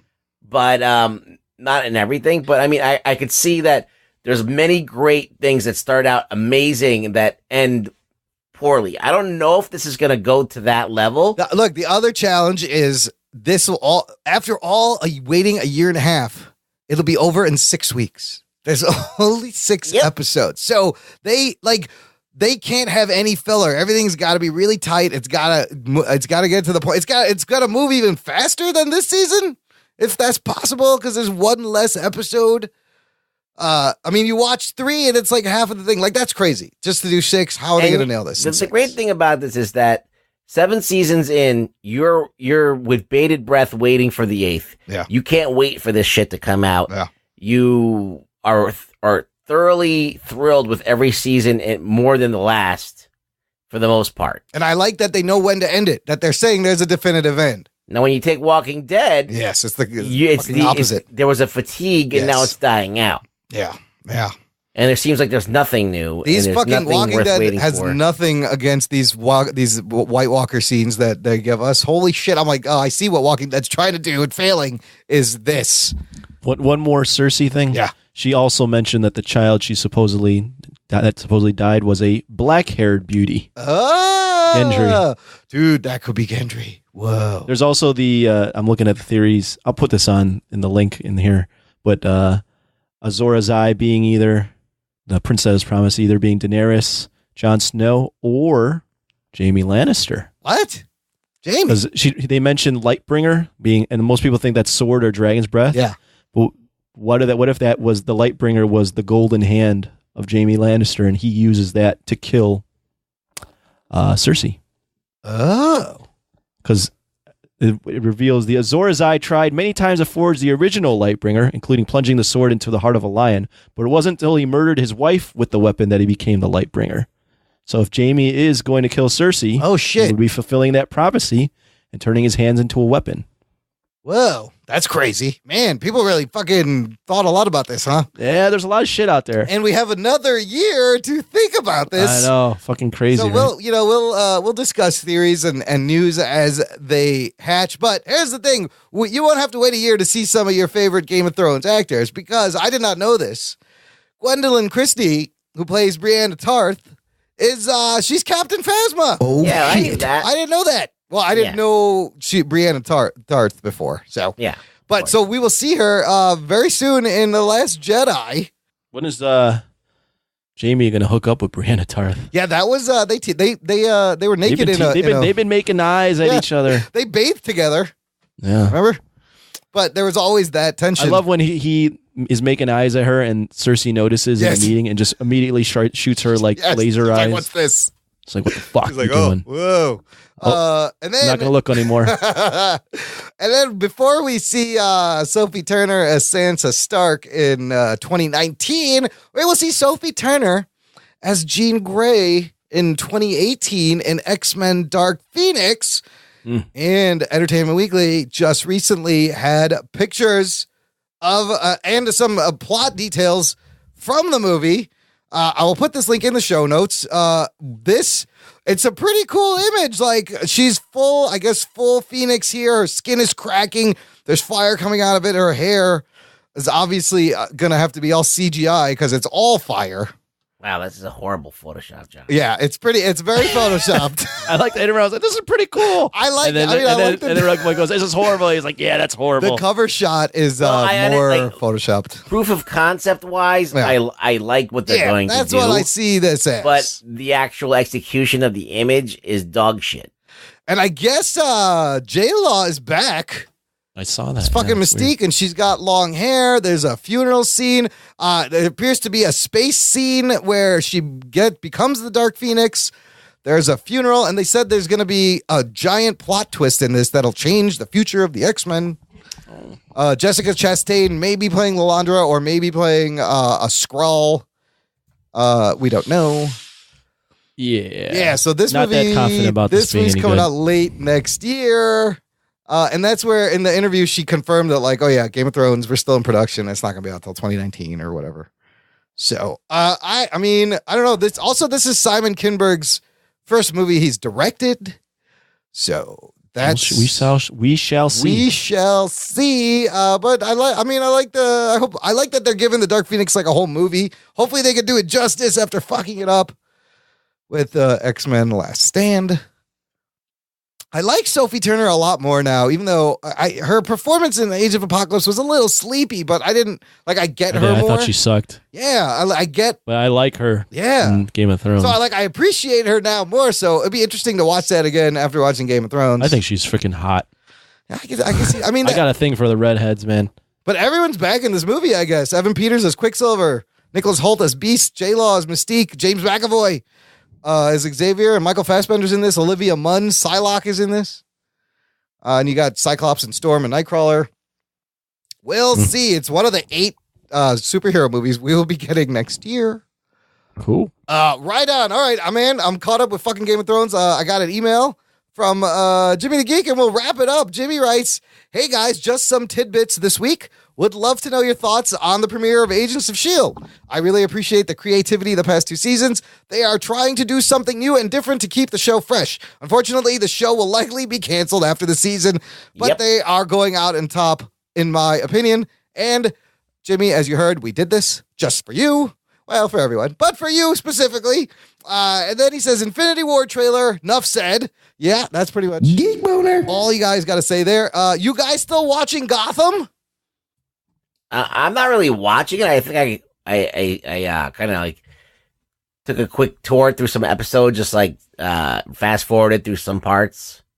I saw like the Solomon Grundy like octagon fighting. Dude, okay, I've been watching, and like my favorite scene is Solomon Grundy in the cage fight match ripping off somebody's arm and beating them to death with it. Yeah, that's what I saw. I saw that. I was like, oh my God, what is this show? Jesus Christ. It's still absurdly, cartoonly absurd and entertaining. Jock item, Anthony, jock item. Yeah. Have to give you guys a little shit because my San Francisco 49ers, who had just won one win prior to Sunday's game, took out your Chicago Bears. Here's the funny part. The 49ers scored all 15 of their points on field goals from Robbie Gould. This means something to Anthony. I'll let him explain who that is. That is karma for you, and I actually know who Robbie Gould is, Anthony. Yeah. Yeah, that sucks, man. I mean, the Bears are just... For the listeners that give a shit or don't care and need this to be explained, Robbie Gould was a former Chicago Bears kicker who he let go. Now the Bears are struggling at kicker, and this guy basically beat the Bears all by himself. But how shitty are the 49ers that all their points came from a fucking kicker? How shitty are the Bears? They lost to a guy that came for all their points from a kicker. That's a good point. They lost 15-14 to a kicker. Dude, what is 5 field goals? What is the feeling amongst Bears fans after the years of the Jay Cutler bullshit, and now this team is just shit now this year, right? We have a young quarterback. We're excited. What's his name? Who's the guy? Mitch Trubisky. Okay, Trubisky is the future. There's hope. There's hope, but we need to get rid of our coaching staff and get a lot of new players. What's their record right now? Do you know? Like 3 wins and 9 losses or some shit. I don't even know. I've honestly stopped caring this season. And I'm also, just because my wife is from Wisconsin and the in-laws are a big Packers fan, I've been following this whole, like, Aaron Rodgers broke his collarbone and now the fucking Packers suck too. All the Packers fans are upset. It's hilarious. Yeah. It's hilarious because you go to Wisconsin, it's like a fucking cult up there. Like, I know the team, Green Bay owns the team, like the city, it's not one owner. And I get it that you like the Packers, but it's like a fucking cult. Like, they have nothing else to root for. Everyone's fucking wearing Packers shit all the time. They don't. And my wife's like, hey, you want to wear Packers shit like everyone else? I'm like, no, fuck that. I don't want to be like everybody else. It's just really weird. Like, it's just Packers all the time. Yeah, it's a unique situation. Very weird. I mean, it's the smallest town by far that has a pro team. Right. So yeah, I'm just used to growing up in a city that's got like a dozen fucking pro sports teams. So I'm like, I didn't get it. Next tidbit, random idea. Would love to hear you guys give us your top Christmas movies of all time. I know it's not superhero comic stuff, but hey, it's the holiday season. Why not? We may save this. A couple of those. Look, we may save this for a segment next episode. Die Hard. Die Hard is a great Christmas movie. Off the top, I'll watch Home Alone every Christmas. I love Home Alone. I want to say Gremlins. Gremlins is a great Christmas movie. Home Alone 2, fucking classic. Yeah, I love the first one. That's a great. The second one's great too. The second one's all right. I like it, man. It's got York. Let's do the same thing again. It's like Die Hard 2. Oh, it's the same exact shit. It's just funny. Yeah. When they jumped the shark when Scarlett Johansson got on there. Wait, she's in Home Alone 3. But it's not Macaulay Culkin either. No, it's some other fucking. And then Macaulay Culkin grew up and got weird. So. And he started hanging out with Michael Jackson. Yes, weird. then he was he was still a little kid then. Maybe that's why he got weird. That's what fucked him up. That's why I got weird. Finally, he says, looking forward to the Punisher review. Is the movie a potential what the fuck happened? And I hope you guys do your New Year's episode where you recap everything you saw. Love those episodes last year. Take care, guys. Jimmy the Geek, thanks for writing in. And we're going to do rank the superhero movies of 2017. It's a lot of fun to do. And we had 6 this year. Next year we'll have 8. So we'll keep doing these yearly episodes. It's a great tradition. A tradition unlike any other. Unlike any other tradition. Oh, and finally, a lot of work. The Jurassic World Fallen Kingdom trailer was supposed to debut at Thursday Night Football. Anybody interested in seeing it right now? Should we look at it? Is it up? Hold on, let's check. Oh, yeah, it's out. Really? Yeah. Should we watch it? Let's watch it. All right. And we'll give you our thoughts. Time jump. Jogging nerd. All right, this is fun. Instant reaction, listener. We just watched the first trailer for the Jurassic World sequel called Jurassic World Fallen Kingdom. Just debuted on Thursday Night Football. And wow, interesting. Lots of dinos, lots more dinos. Fucking Jeff Goldblum's in this. Oh, shit. Yeah. When is the last time he's been in a fucking Jurassic World picture? Lost World. Lost World. Second wow. one. So... wow, what's going on here? The island is blowing up. Really, really dumb concept to get them back on the island. They have to go back because there's a volcano that's going to go off? They have to go back because there's a volcano and they want to save the dinosaurs. Specifically, the one that Chris Pratt made a connection with in the first one. Yeah. Yeah, that's real dumb. Because we were all like, what kind of a reason are you going to fucking make up for them to get back on this thing? For the sequel, I honestly don't even okay, now they're gonna what? Where does it go Didn't they from do there? this already in the second one? It looks like it's all been done before. Second one, what did they do? They had the dinosaurs come to land. We gotta go back. Regular. They brought a T-Rex back. Yeah. So they did this already. Yeah. There's a lot more dinosaurs than the first movie, and you see our old buddy T-Rex show up for the save, and more of the fucking ball. I just don't see what's the villain. I don't know. The volcano? Is it the volcano? Is it Jeff Goldblum? Maybe he's bad this time. I don't get it. They're running and they fall in the water and okay. I don't know. I don't see a movie there. No, I don't. I was thinking the same thing. I was like, this is just stuff happening. It's just stuff with Chris Pratt. And dinosaurs. Well, the point of the movie is that these things are going to get out into the world. And then what happens? He's like, if the volcano he's like, blows up everything. You see the T-Rex in a truck. Yeah. So there are definitely... June 22nd. I guess it's the debate of if you should save them. Maybe. It seems pretty flimsy. I don't know enough about as flimsy as the first movie. That's for sure. So the first movie made a ton of money. And you know what? This is going to make a fucking shitload of money. It really doesn't matter. The first movie was about they actually were successful in making it an amusement park up until something bad happened. Yeah, but then the amusement park bit him in the ass. But that's also the first movie. That's also the first movie. That's every fucking Jurassic Park movie. No, and the other and the third one, it was basically that they just left them alone and they had to go back to go do something. Which is the one where they had to go find the kid because he got lost? That's the third one. That's the third one. I kind of like that one. I forget what the second one was even about. That's not the one that you watch. I watched the third one more than the second one. Yeah, me too. Because of the Spinosaurus. The second one is there's like a twin island that has the dinosaurs on them. Which is the one with the scene with the RV that's falling with Laura? Second one. See, that's the second one. Okay. The third one is more fun. Third one is fun. It ends like really stupidly. Yeah. But it is more fun. Yeah. I think this is going to be another mindless blockbuster that makes a lot of money for them. And just get your dinosaur fetish off. Well, the whole thing about these movies is that you get to see dinosaurs and they're done like, with everything in the kitchen sink thrown in. Like you have animatronics, you have practical effects, and you have the top of the line CG. You're getting to see these dinosaurs. These versions of dinosaurs, because evidently the new dinosaurs, the real actual dinosaurs, have feathers on them. Oh, that's what they're saying. Are they going to do that in this, you think? No, I think that this version, their dinosaurs are spliced with other things. Like they had to recreate them and splice them with a frog or something. Right. And that's so they're not pure dinosaurs. They're as close as we can get. And he runs into one of the dinos that was his pet. I thought they were going to do a thing in this where like they were doing mutated dinosaurs, but I don't know where they're going with this. There was that horn thing, but I don't think that was an Indominus Rex. No. I think that's something. That was like a smaller dinosaur. There's Velociraptors. It's J.A. Bayona is directing this. I don't know him. It's not Colin Trevorrow.